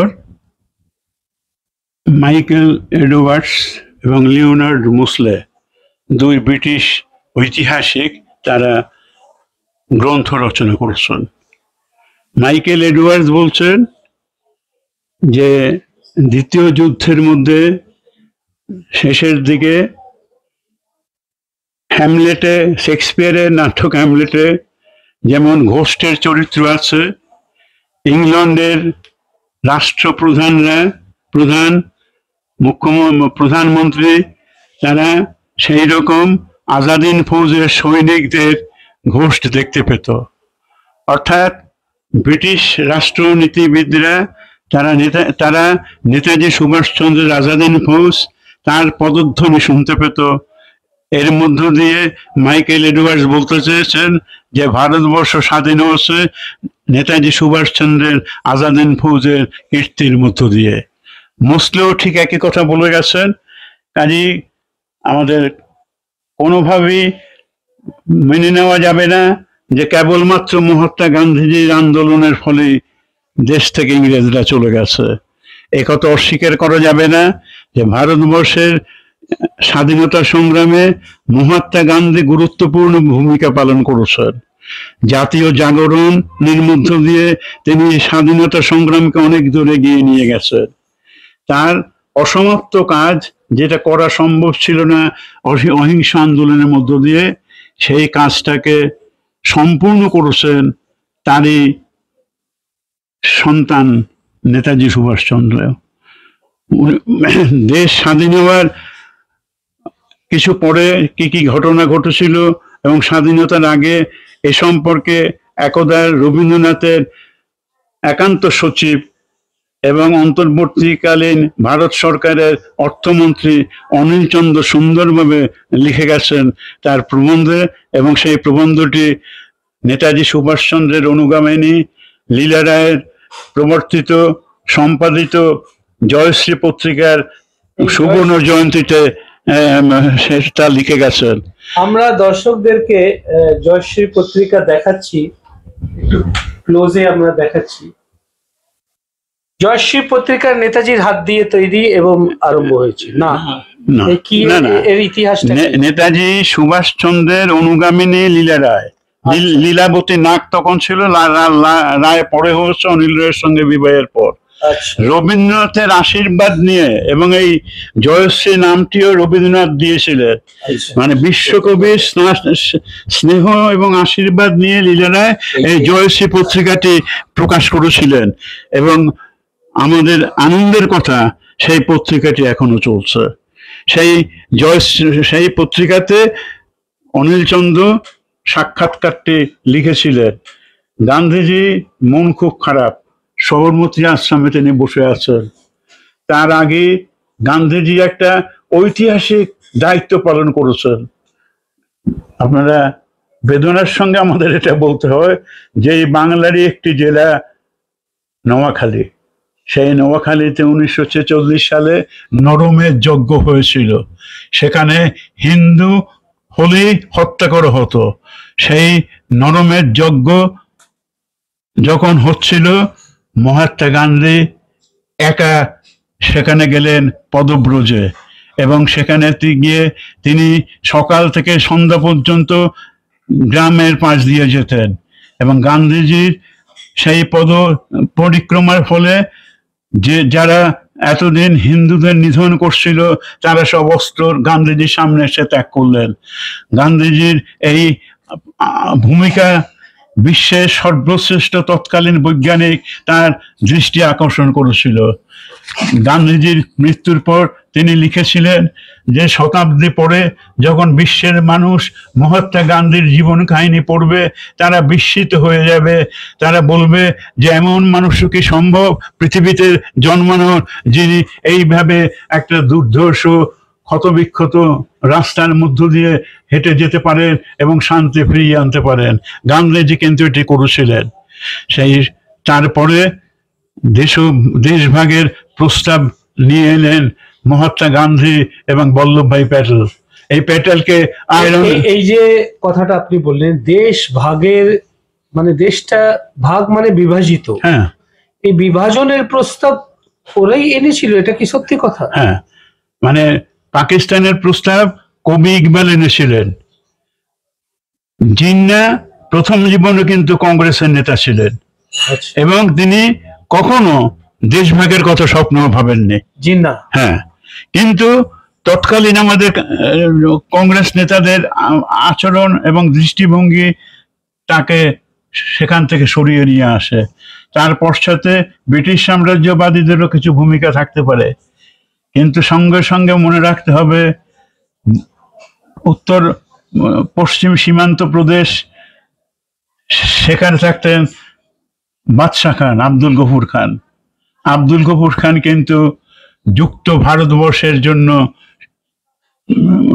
আন্দোলন করেছিলেন এবং দেশভাগকে তিনি মেনে নিতে পারেননি। আমার সৌভাগ্য, মহাত্মা গান্ধীর জন্ম শতবার্ষিকীতে আব্দুল গফুর খান কলকাতা এসেছিলেন ময়দানে এবং মহাজাতি সদনে তিনি বক্তৃতা করেছিলেন। তিনি যখন দেশভাগের কথা বলছিলেন তার দু চোখ থেকে জল গড়িয়ে পড়ছিল, তার গলা রুদ্ধ হয়ে গিয়েছিল, যে কারণ তিনি আপ্রাণ চেষ্টা করেছিলেন যাতে দেশভাগ না হয়। এবং দেশভাগ যখন প্রস্তাব গৃহীত হলো, গান্ধীজিকে তিনি বলেছিলেন, you have thrown ourselves to the wolves, নেকড়ের মুখে তোমরা আমাকে ঠেলে রেখেছো আমাদের, এইরকম উক্তি করেছিলেন। দক্ষিণ উত্তর পশ্চিম সীমান্ত প্রদেশে এই গান্ধীবাদী নেতা তিনি কিন্তু দেশভাগের বিরোধিতা করেছিলেন।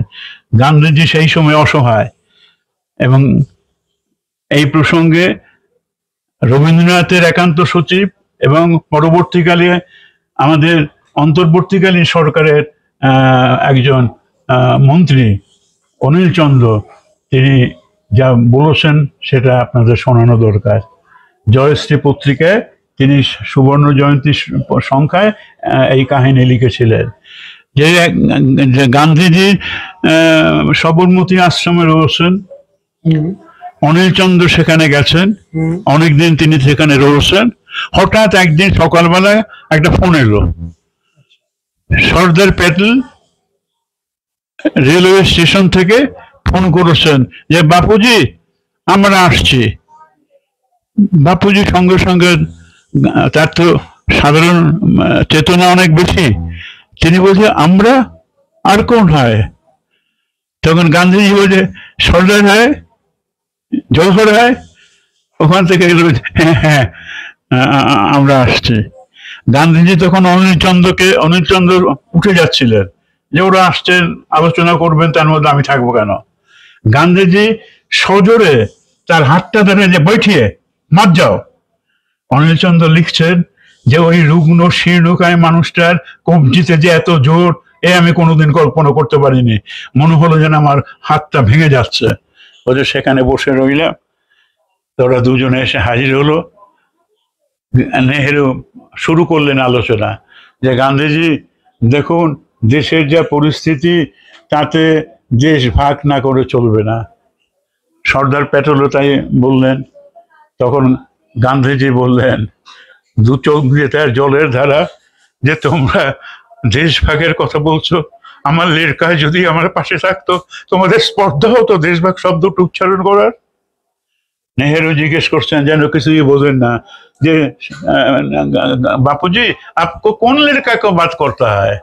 যে জানো না জওহর, জানো না সর্দার, যে লেরকার সঙ্গে আমার মত পার্থক্য হয়েছে, লেরকা দেশ ছেড়ে চলে গেছে, গিয়ে স্বাধীন বাহিনী তৈরি করেছে।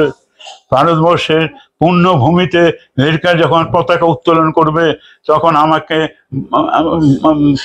রেডিওতে জানালো যে হে জাতির জনক, ভারতের পূর্ণভূমিতে আমাদের জাতীয় পতাকা উত্তোলন হচ্ছে। জাতীয় জীবনের এই মাহেন্দ্রক্ষণে আমি আপনার আশীর্বাদ প্রার্থনা করছি, আমাকে আশীর্বাদ করুন। বলতে বলতে গান্ধীজি আরো ঝরে কাঁদতে লাগলেন, বলছে আমার বেটা থাকলে তোমাদের কোনো স্পর্ধা হতো না।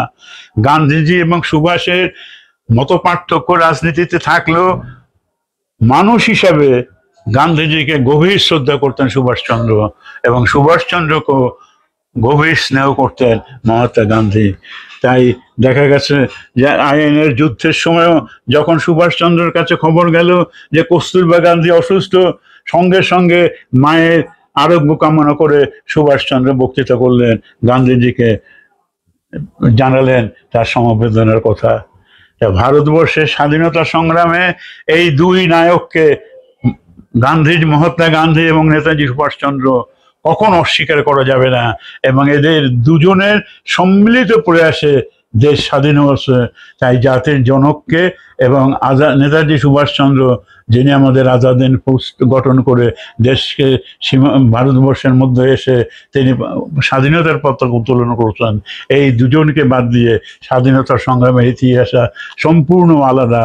এবং আমাদের দুর্ভাগ্য, এই দুজন মানুষ যদি একসঙ্গে দেশের মধ্যে কাজ করার সুযোগ পেতেন তাহলে হয়তো এই বর্তমান যে দুর্দশা খণ্ডিত নয়, এখন ভারতবর্ষ ত্রিখণ্ডিত, এই ত্রিখণ্ডিত ভারতের কলঙ্ক আমাদের সহ্য করতে হতো না। এই ত্রিখণ্ডিত ভারতের কলঙ্ক আমাদেরকে সহ্য করতে হতো না। এই বার্তা দিলেন ডক্টর পবিত্র কুমার গুপ্ত। উনি কিন্তু চোখে অশ্রু ফেলে দেশ বিভাজনের মনে ব্যথাটা প্রকাশে নিজের শব্দাবলীতে আমাদের সামনে রাখলেন। আমি একটা প্রশ্ন করে বার্তা শেষের দিকে নিয়ে যাচ্ছি, প্রায় 1 ঘন্টা পূর্ণ হয়ে যাবে আমাদের সাথে এই সাক্ষাৎকার যেটা আমরা নিচ্ছি ওনার সান্নিধ্যে। আমি ছোট প্রশ্ন অভিজিৎদার থেকে করে এবং বিবরণটা অল্পতে আপনার থেকে নিয়ে শেষ করব। অভিজিৎদা, নেতাজি সুভাষচন্দ্র বোস টাকা পয়সার দিক দিয়ে কোনো অভাব নাই, পড়াশোনার দিক দিয়ে একেবারে শিক্ষিত সম্পন্ন, আত্মীয় স্বজন সকলেই ধনী, ওই ধরনের কোনো সংসারী অভাব নেই। এবং তরুণ অবস্থা জীবনের, যেই সময় একটা যুবকের আরো স্বপ্ন যাকে বলা হয় হয়ে যেতে পারে, সেখানে না গিয়ে দেশের সাথে উনি যুক্ত হয়ে গেলেন। আমার প্রশ্ন ঠিক ওই জায়গায়, এই সব তো নেতাজি আর গান্ধীর উপলব্ধি আমরা করলাম, কিন্তু ব্যক্তি হিসেবে নেতাজির আর একটা প্রশ্ন দাঁড়ায় যখন তিনি গৃহবন্দী হন। সেই গৃহবন্দী হওয়া কালীনে যদি গান্ধীজির উনি লড়কা থাকতেন, যদি গান্ধীজির ছেলে থাকতেন, বা একটা মর্ম বা একটা ব্যথা সারা দেশের থাকতেন, ব্রিটিশরা তো একটা অত্যাচার করেছিল না নেতাজির উপর। তা নেতাজি ছদ্মবেশী হয়ে, মানে ভেষ বদলকর আপনি ঘর সে নিকলা, ছদ্মবেশী হয়ে যখন উনি এখান থেকে, আমি পলাতক বলে ওনাকে অসম্মানিত করব না, উনি স্বেচ্ছায় ঘর ছেড়েছিলেন, তাই না? ছোট রিয়াকশন কি দেবেন, বিবরণটা ওনার থেকে নেব। এর সাথে আরেকজন মানুষ জড়িয়ে আছে যাকে ইতিহাসের প্রসঙ্গে অনেক লোক নিয়ে আসতে চাইছে না। নেতাজির কলকাতায় ডান হাত ছিলেন নিরঞ্জন সিং তালিব। উনি কলকাতায় পাঞ্জাবি খবরের কাগজ দেশ দর্পণ আরম্ভ করেছিলেন, এবং যারা পুরাতন লোক তারা এই কথাও বলে নেতাজি যখন রাত্রিরে ঘর ছেড়েছিলেন, সারা রাত কলকাতা ছাড়ার আগে ওই দেশ দর্পণ যেটা অফিস, ওখানে রাত কাটিয়েছিলেন। এটা কতটা সত্য কতটা মিথ্য, এই ব্যাপারে আপনি কি রিয়াকশন দেবেন? আমরা বিবরণটা ডক্টর পবিত্র কুমার গুপ্ত থেকে আপনার পরবর্তীকালে নিচ্ছি। আমার মনে হয় যে এই যে আমরা সাধারণত যে যে স্টোরিটা প্রচলিত আছে যে নেতাজি অমুক গাড়ি করে, হ্যাঁ, তাকে ডক্টর শিশির বোস নিয়ে গিয়ে গোমতে ছেড়ে দিয়েছিল, তিনি আফগান ড্রেস পরে অন্তর্হিত হয়েছিলেন, এই কথাটা সম্পূর্ণ সত্যি বলে আমার বিশ্বাস না। হয় না। যদি নেতাজি ছদ্মবেশী হয়, নেতাজি তো বলেছেন আমার এই চেহারায় ব্রিটিশরা চিনতে পারবেন, তাহলে নেতাজির আত্মীয়কে ধরে নেতাজিকে চিনতে পারতো না? সেই তো বলছি আমি এই কিরণজিৎ সিং এর সঙ্গে একমত যে নেতাজি যেদিন অন্তর্হিত হয়েছিলেন বলে শোনা যায় এবং যে গাড়িতে করে অন্তর্হিত হয়েছেন বলে শোনা যায়, সেটা আমার বিশ্বাস হয় না। আমার এইটা বিশ্বাস হয় নিরঞ্জন সিং তালিব তাকে অন্তর্ধানে সাহায্য করেছেন এবং তিনি আগের দিন চলে গেছিলেন এবং কোনো শিখ গুরুদ্বারা বা শিখদের আশ্রয় ছিলেন, কিন্তু তারপরে সেখান থেকে তিনি কাবুলে অজিত সিং এর সাথে ভগৎ সিং এর কাকার সাথে আলাপ, হ্যাঁ, ভগৎ সিং আর কাকার সঙ্গে আলাপ, সেখানে তিনি চলে যান। এবং যে কাহিনী এখন প্রচারিত আছে সেই কাহিনীকে আমি বিশ্বাস করি না। আচ্ছা অভিজিৎ দা ওই কাহিনীতে বিশ্বাস করেন না, কিন্তু নিরঞ্জন সিং তালিব একটা ক্যারেক্টার আছে, ওকে আমরা অস্বীকার করতে পারবো না। দেশ দর্পণের অফিসারের ঠিকানা এখনো আছে, তাই না? আর পুরনো জামানার আমরা যেটা পাঞ্জাবিরা মনে করি কংগ্রেসমুখী কাগজ ছিল দেশ দর্পণ, আর ওর এগেনস্টে আকালি দলের একটা কাগজ আরম্ভ হয়েছিল নবী প্রভাত। মানে দুটো বিচারধারা চলছে, একটা কংগ্রেসি বিচারধারার দেশ দর্পণ, যাকে হাতে দিয়ে নেতাজি সুভাষচন্দ্র বোস নিরঞ্জন সিং তালিবের মাধ্যম দিয়ে প্রকাশিত করেছিলেন কলকাতায়। বহু বছর পরিষেবা ওনারা ওই কাগজ দিয়েছেন, এখন বর্তমান বন্ধ।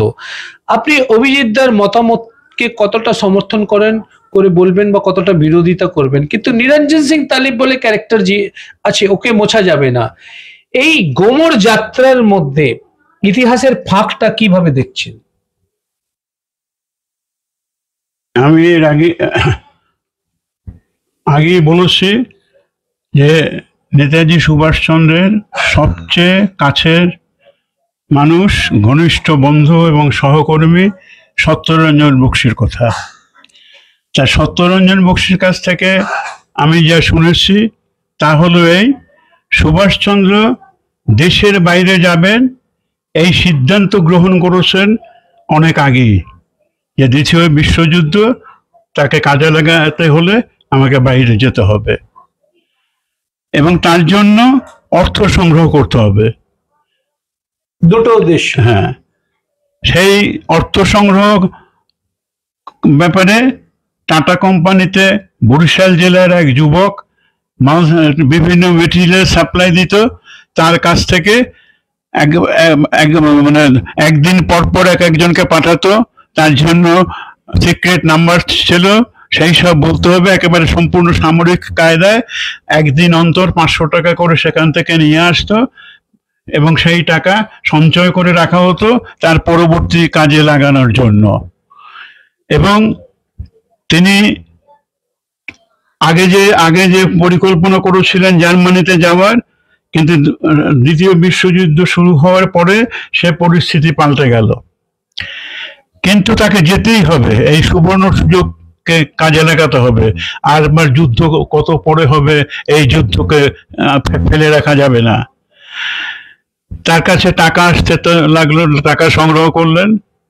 আর সত্যরঞ্জন বক্সী বেঙ্গল পুলিশের সিক্রেট সার্ভিস যেটা, তার সঙ্গে যোগাযোগ করলেন, সেখানে তার নিজস্ব লোক ঢুকিয়ে দিলেন এবং সে ব্যাপারে তৎকালীন প্রধানমন্ত্রী, তখন চিফ মিনিস্টারকে প্রধানমন্ত্রী বলা হতো, ফজলুল হক, তিনি অত্যন্ত উদার এবং একেবারে সাম্প্রদায়িকতার বিন্দুমাত্র তার মধ্যে ছিল না, সেই ফজলুল হকের সঙ্গে যোগাযোগ করলেন। ফজলুল হকও বরিশালের লোক, সত্যবক্সীও বরিশালের লোক।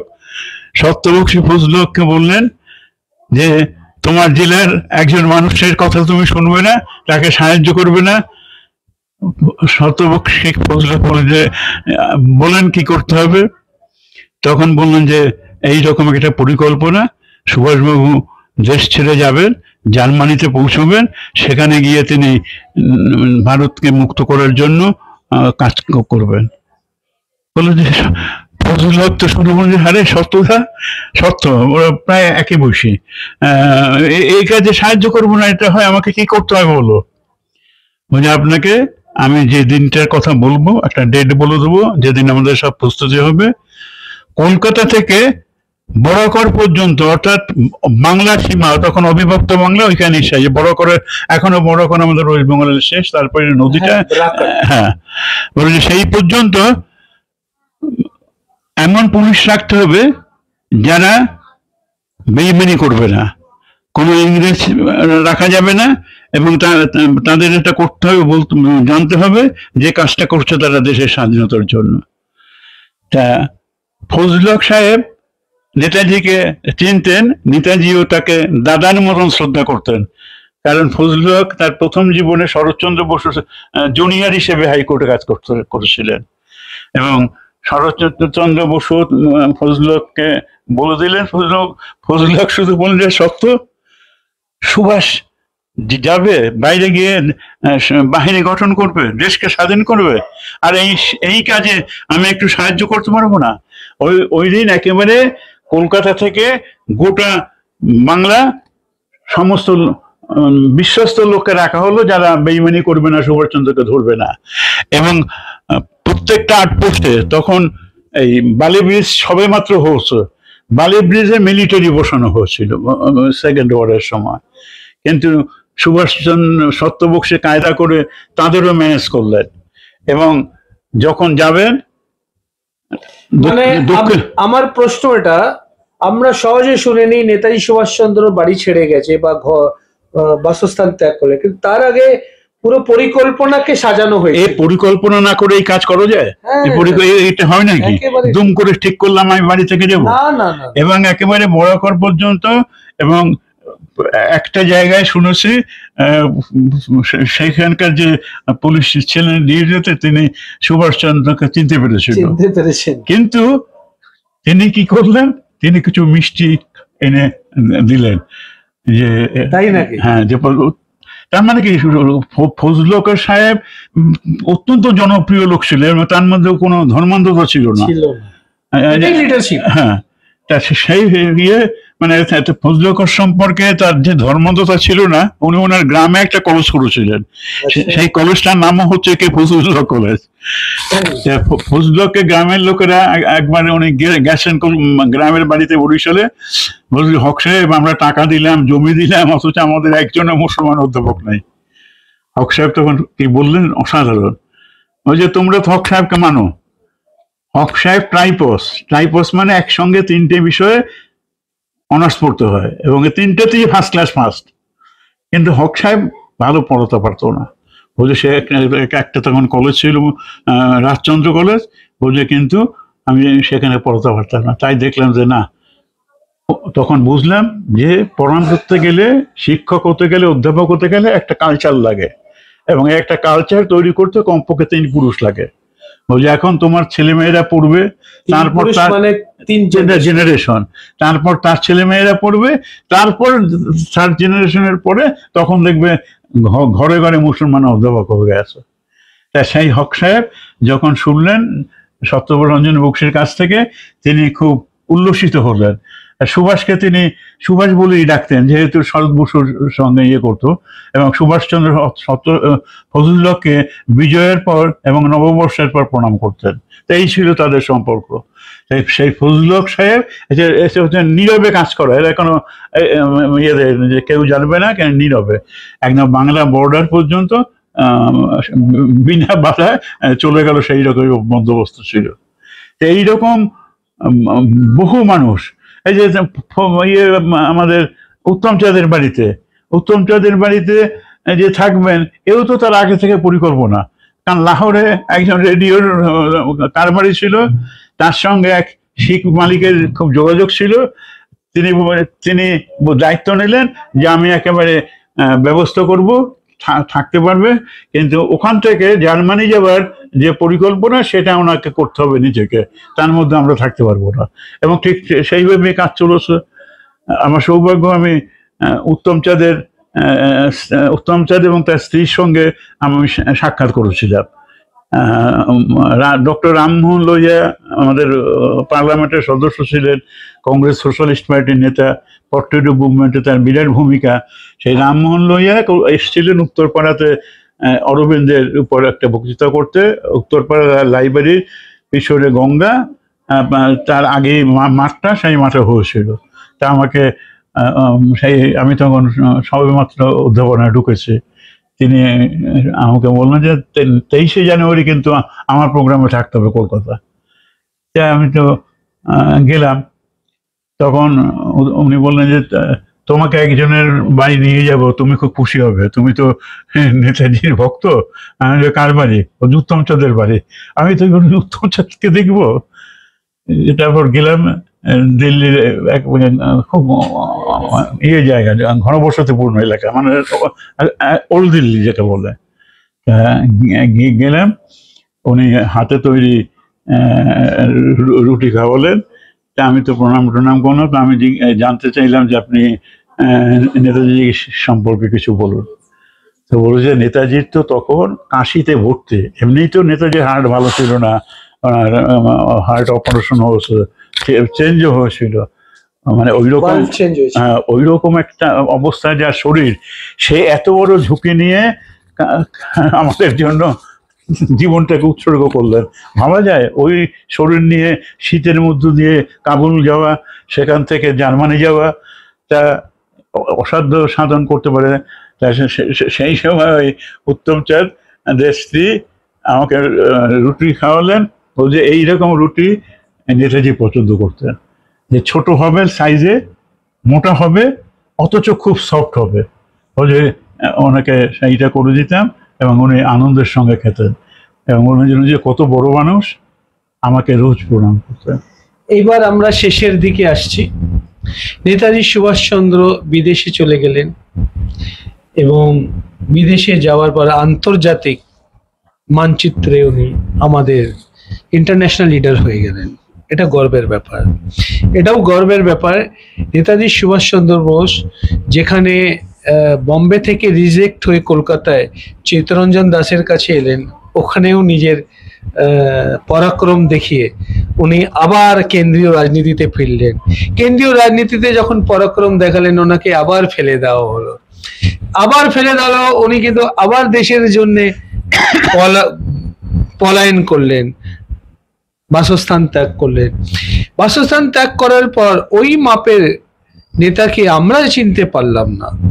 ওই যে এত বিশাল আকৃতি, যার কর্মকে আমরা লেখার মাধ্যম দিয়ে মানে মেজারমেন্ট করতে পারবো না, আমরা বুঝতেই পারবো না নেতাজি সুভাষচন্দ্র কি। আমরা এবার একটা প্রশ্ন করে বার্তা শেষ করব। বাংলা এই মাটি, দর্শকদেরকে বলছি, কবি, গীতি রচনাকার, ফিল্ম মেকার্স এবং অভিনেতা, অভিনেত্রী, শিল্পী, গায়ক থেকে আরম্ভ করে ভালো লিডারশিপ এই মাটি থেকে কালে কালে জন্ম নিয়েছে এবং ভারতকে রিপ্রেজেন্ট করেছেন, বাংলাকে রিপ্রেজেন্ট করেছেন। আমরা আজকে নেতাজি সুভাষচন্দ্র বোস, ওনাকে শ্রদ্ধাঞ্জলি জ্ঞাপন করার জন্যে ওনার বিষয়ে অনেক বার্তা করেছি। মূল্যবোধটা আপনি আপনার জীবনে রেখেছেন, আপনার বয়স হয়ে গেছেন। অভিজিৎদা রেখেছেন, অভিজিৎদার বয়স হয়ে গেছে। নতুন প্রজন্মের মানুষ যারা যুবক যুবতীরা, এখন সোশ্যাল মিডিয়ার যুগ। আগামী দিনে বাংলার সংস্কৃতি, বাঙালির সভ্যতা, বাঙালি কালচার, বাংলার ইতিহাস, বাঙালির যে পুরাতন লিডারশিপের মূল্যবান জীবন ইতিহাস, তাদেরকে কি ধরে রাখতে পারবে না পাশ্চাত্য সংস্কৃতি যেভাবে সোশ্যাল মিডিয়ার মাধ্যমে বাড়ি বাড়িতে ঢুকছে? কনভেন্ট স্কুল গুরুত্বপূর্ণ হয়ে গেছে। ইংরেজি শেখাটা আমাদের জন্য মাস্ট দরকার, কারণ জীবনটা ইংরেজি না শিখলে চাকরি পাওয়া যাবে না। ভাষাই বিজ্ঞান হয়ে গেছে, বিজ্ঞান আলাদা জিনিস। সেই জায়গায় নিজের আজকের শেষ বার্তাটাকে শেষ করার জন্য আপনার মূল্যবান বাঙালি যুবক যুবতীদের এবং তাদের ভবিষ্যৎকে নিয়ে কি সূচনা দেবেন? বাঙালিকে ভারতবাসী থেকে আলাদা করে দেখা যাবে না। এই সমগ্র ভারত ভূখণ্ড এবং দুঃখের সঙ্গে আমরা দুটি অংশকে হারিয়েছি। এটা আমাদের ব্যর্থতা, এটা আমাদের বেদনা। এই বেদনা কবে কাটবে একমাত্র ভবিষ্যতই বলতে পারে। ভারতবর্ষকে রক্ষা করতে হলে, ভারতীয় সভ্যতা ও সংস্কৃতিকে রক্ষা করতে গেলে আমরা আধুনিক বিজ্ঞানকে অবশ্যই গ্রহণ করব। আমরা সেক্ষেত্রে পিছিয়ে থাকব না। আধুনিক বিজ্ঞান ও প্রযুক্তি একান্তভাবে প্রয়োজন দেশের উন্নতি করতে গেলে, এবং তার জন্য আমাদের অধ্যাপক মেঘনাথ শাহ, বিজ্ঞান সাধক, প্রশান্তচন্দ্র মহলানবী স্ট্যাটিস্টিক্যাল ইনস্টিটিউটের স্রষ্টা, তারা ভিত্তিভূমি স্থাপন করে গেছে। সেই ভিত্তিভূমির উপর দাঁড়িয়ে আমাদের যেতে হবে। কিন্তু যে ব্যবস্থা, সেই ব্যবস্থায় রাজনীতি একান্তভাবে দরকার, কারণ রাজনীতির মধ্য দিয়ে আসবে প্রতিনিধি, তারা এই দেশটাকে গড়বে। আমাদের দুর্ভাগ্য, এটা হয়, ইতিহাসে এটা মাঝে মাঝে হয়েছে, একটা পচন দেখা দিয়েছে। সুস্থ মানুষ আজকাল রাজনীতিতে আসে না, রাজনীতিটা হয়ে গেছে রেসর্ট অফ দ্য স্কাউন্ড্রেল। মানে এটা একজন ব্রিটিশ রাষ্ট্রবিজ্ঞানী বলেছিলেন, মানে last resort of the scoundrel, মানে তার আর কিছু করার নেই, উপার্জন করতে পারবে না, এই ধরনের একটা স্কাউন্ড্রেল সেই করবে রাজনীতি। এখন দাঁড়িয়ে গেছে, আগে যেমন বিশ্ববিদ্যালয়ের ভালো ছাত্ররা স্বদেশী আন্দোলনে যুক্ত করত, তারা মনে করতো যে দেশের জন্য যদি আমি প্রাণ বলে দিতে পারি তার থেকে আর ভালো কাজ নেই। কিন্তু এখন সেদিন চলে গেছে, ইতিহাস বিস্তৃত হয়ে গেছে মানুষ, এবং এখন রাজনীতি একেবারে last resort of the scoundrel. কোনো সুস্থ সবল মানুষ রাজনীতি জাঙ্গিনায় আসে না। সকালবেলা যখন মানে উষালগ্ন, তখন আস্তে আস্তে বাতাস বইতে থাকে, আমরা উপভোগ করি, তারপর সূর্যোদয় দেখি, তারপর মধ্যাহ্ন দেখি, কিন্তু এটা স্থায়ী নয়। সন্ধ্যা আসবে, গভীর রাত্রি আসবে, জাতীয় জীবনে এইরকম ঘুরতে থাকবে। তবে আমাদের যে অমানিসি চলছে, এই ঋষির একদিন পরিবর্তন হবে এবং সূর্যোদয়ও হবে, এবং সেক্ষেত্রে ওই বিদেশ থেকে ধার করা মতবাদে এদেশ হবে না, ওই মার্ক্সবাদ, লেনিনবাদ, মাওবাদ ইত্যাদি চলবে না। এখানে ভারতীয় পদ্ধতিতে চলতে হবে, যার আধুনিককালে দুটি মনীষী, দুজন মনীষী, একজন মহাত্মা গান্ধী, একজন নেতাজি সুভাষচন্দ্র, আর পশ্চাতে দণ্ডায়মান জাতির কবি রবীন্দ্রনাথ। এই তিনজনের আদর্শ সম্মিলিত করে নতুন ভারতবর্ষ গড়ে উঠবে, এবং সেই ভারতবর্ষ তৈরি করার দায়িত্ব শিক্ষার। পরিবার থেকে সেই শিক্ষা প্রথম থেকে দিতে হবে, স্কুল কলেজে সেই শিক্ষা দিতে হবে, এবং ভোগবাদ থেকে দূরে সরে থাকতে হবে। এখন সকলেরই লক্ষ্য হচ্ছে আমি কত টাকা বেশিটা পাবো, কতটা ভোগ করব। ভারতবর্ষ কোনোদিন ভোগবাদকে প্রশ্রয় দেয়নি। ভারতবর্ষ যখন বিশ্বের শ্রেষ্ঠ রাষ্ট্র ছিল প্রাচীনকালে, সম্রাট অশোক থেকে আরম্ভ করে সমুদ্রগুপ্ত, কত সব মনীষীরা এসছেন। সম্রাট আকবরের কথা বলতে হবে, শেরশাহর কথা বলতে হবে। কোথায় পাঞ্জাব আর কোথায় বাংলা, আজ থেকে ভাবা যায়? মানে 500 বছর হয়ে গেল এই রাস্তা তিনি নির্মাণ করেছিলেন, পেশোয়ার থেকে ঢাকা। তা ভারতবর্ষ কাজে কোনোদিন পিছিয়ে ছিল না। সেই ভারতবর্ষকে ফিরিয়ে আনতে হবে, তার সংস্কৃতিকে ফিরিয়ে আনতে হবে। এই যেমন আপনি শিখ, আপনার গ্রন্থ সাহেব, আপনার গ্রন্থ কজন বাঙালি গ্রন্থ সাহেব পাঠ করেছে? পড়েনি। আমি যেদিন গ্রন্থ সাহেব কিনলাম, আমার দিকে সকল তাকিয়ে থাকলো, বলছে আপনি ভারতবর্ষকে জানতে গেলে গৌতম বুদ্ধের লেখা পড়তে হবে, পার্শ্বনাথের পড়তে হবে, অশোকের পড়তে হবে, আবার গুরু নানকের পড়তে হবে, এবং তাদের জীবনী ঘরে ঘরে প্রচার করতে হবে। এত মনীষী জন্মেছে আমাদের, তার মধ্যে আমরা এইরকম পতনের দিকে যাব? কাজে ভারতবর্ষের এই মনীষীদের কাছ থেকে তাদের প্রদত্ত শিক্ষা নিয়ে আমাদের তৈরি করতে হবে, এবং তার শেষ প্রতিনিধি ছিলেন স্বামী বিবেকানন্দ, নেতাজি সুভাষচন্দ্র, মাঝখানে রাসবিহারী ঘোষ, দেশবন্ধু চিত্তরঞ্জন প্রমুখ। কাজে সেই পথে যদি আমরা চলতে পারি, তাহলে কিন্তু আমাদের এই দুঃখের দিন, অমাবস্যার রাত কেটে যাবে, আবার নতুন করে সূর্য উদয় হবে, তাতে সারা ভারতবর্ষ আলোকিত হবে। আমি আপনার কাছেই আসছি।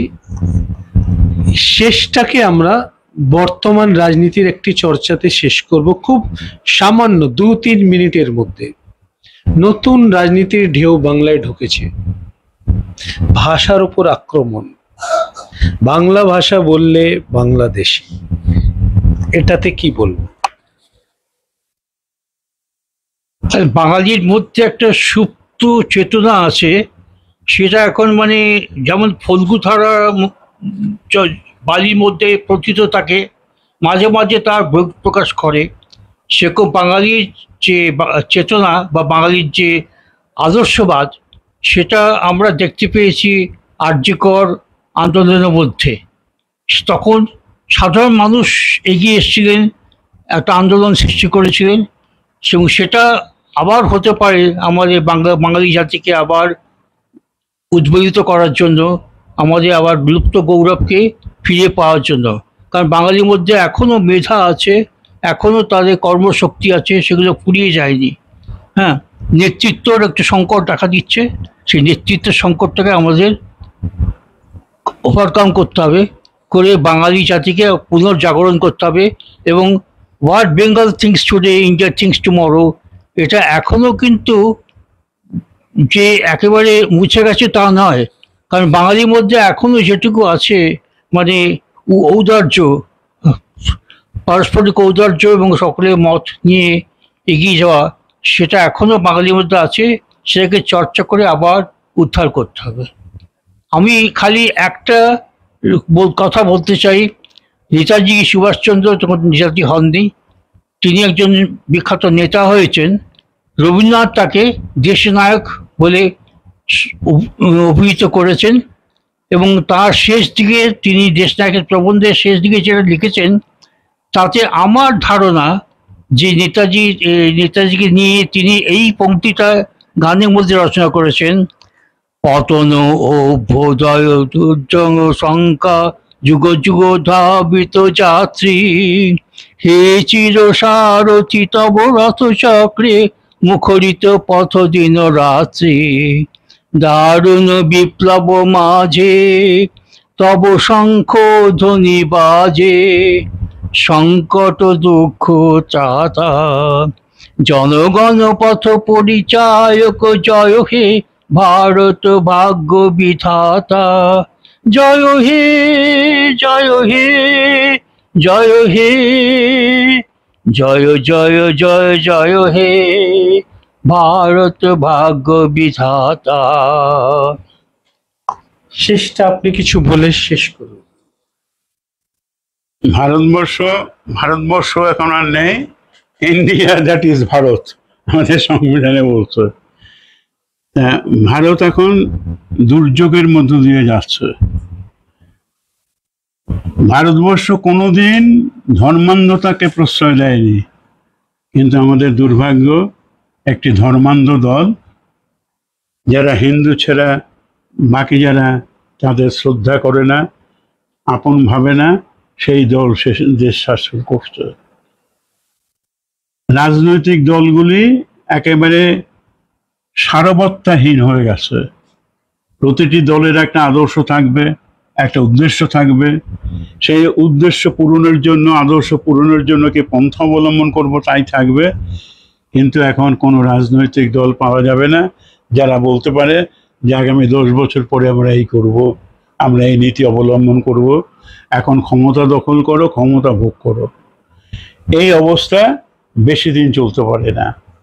আর ভারতের সৃষ্টি শক্তি বিপুল। ওই রবীন্দ্রনাথ যে কথা, প্রত্যাসন্ন লগ্নে সূর্যের উদয় হবে, এবং আমাদের এই এখন অমানুষা চলছে, এটাকে অতিক্রম করতে হবে। এবং রামমোহন থেকে নেতাজি সুভাষচন্দ্র পর্যন্ত যে ধারা আধুনিক ভারতের রেনেসাঁস যুগ থেকে শুরু করে চলে এসছে, সেই আদর্শকে আমাদের গ্রহণ করতে হবে। বিশেষ করে স্বামী বিবেকানন্দ এবং তার মানসপুত্র নেতাজি সুভাষচন্দ্র যেভাবে জাতিকে তৈরি করতে চেয়েছিলেন, সেইভাবে আমাদের এগোতে হবে। স্বামী বিবেকানন্দ অমৃতলোকে যাত্রার আগের দিন সন্ধ্যাবেলা বেলুড় মঠে পায়চারি করছিলেন। করতে করতে তিনি অস্ফুট স্বরে বললেন, had there been another Vivekananda, he could have understood what this Vivekananda has done. But how many Vivekanandos a nation can produce at a time? যার একজন বিবেকানন্দ যদি থাকতেন, তিনি বুঝতে পারতেন এই বিবেকানন্দ কি করে গেল। কিন্তু জাতি একসঙ্গে কজন বিবেকানন্দকে পেতে পারে? ঠিক একই কথা প্রযোজ্য। Had there been another Netaji Subhash Chandra, he could have understood the present problem of India. But how many Netaji generation can produce? কিন্তু ভারতবর্ষ এইভাবেই চলেছে। ভারতবর্ষের ইতিহাস দেখা যাবে, একের পর এক উন্নতির শিখরে উঠেছে, আবার পতন হয়েছে, আবার এক শাসন এসছেন, উন্নতির পথে নিয়ে গেলেন। এইভাবে পতন অভ্যুদয় বন্ধুর পন্থা যুগ যুগ ধাবিত যাত্রে রবীন্দ্রনাথ তার সঙ্গীতের মধ্য দিয়ে এগোনো হয়ে গেছে। এই অন্ধকার, এই তমসা ক্ষণস্থায়ী, আমরা নিশ্চয়ই এ থেকে মুক্তি পাব এবং সৎ আদর্শবাদী, মনুষ্যত্বে ভরপুর নেতৃত্ব না এলে এই তমসা থেকে মুক্তি পাবো না। সেইভাবেই আমাদের প্রত্যেকের কর্তব্য হচ্ছে মানুষ তৈরি করা। সেই ঘরে ঘরে মানুষ যদি আমরা তৈরি করতে পারি, তাহলে পরে ভারতবর্ষ আবার জেগে উঠবে, আবার বিবেকানন্দ নেতাজির পথ ধরে হাঁটার যোগ্যতা অর্জন করবে এবং বিশ্বে একেবারে গৌরবোজ্জ্বল একটি স্থান দখল করে নেবে। আমরা খুব কৃতজ্ঞতা জানাচ্ছি ডক্টর পবিত্র কুমার গুপ্ত এবং আমাদের পাশে শ্রী অভিজিৎ সেনগুপ্ত। আজকে নেতাজি প্রসঙ্গে মূল্যবান কথা, তথ্য, ঐতিহাসিক প্রসঙ্গ এবং কিছু ইতিহাসের প্রশ্নের কতটা সত্যতা নিয়ে রয়েছে এটা উনি প্রকাশ করেছেন। এই সব মিলিয়ে আমরা ডক্টর পবিত্র কুমার গুপ্তকে পেলাম আজকের সন্ধ্যাবেলার এই আসরে। 200 বছর পুরনো উত্তর কলকাতায় বেলগাছিয়া ভিলায় উনি থাকছেন।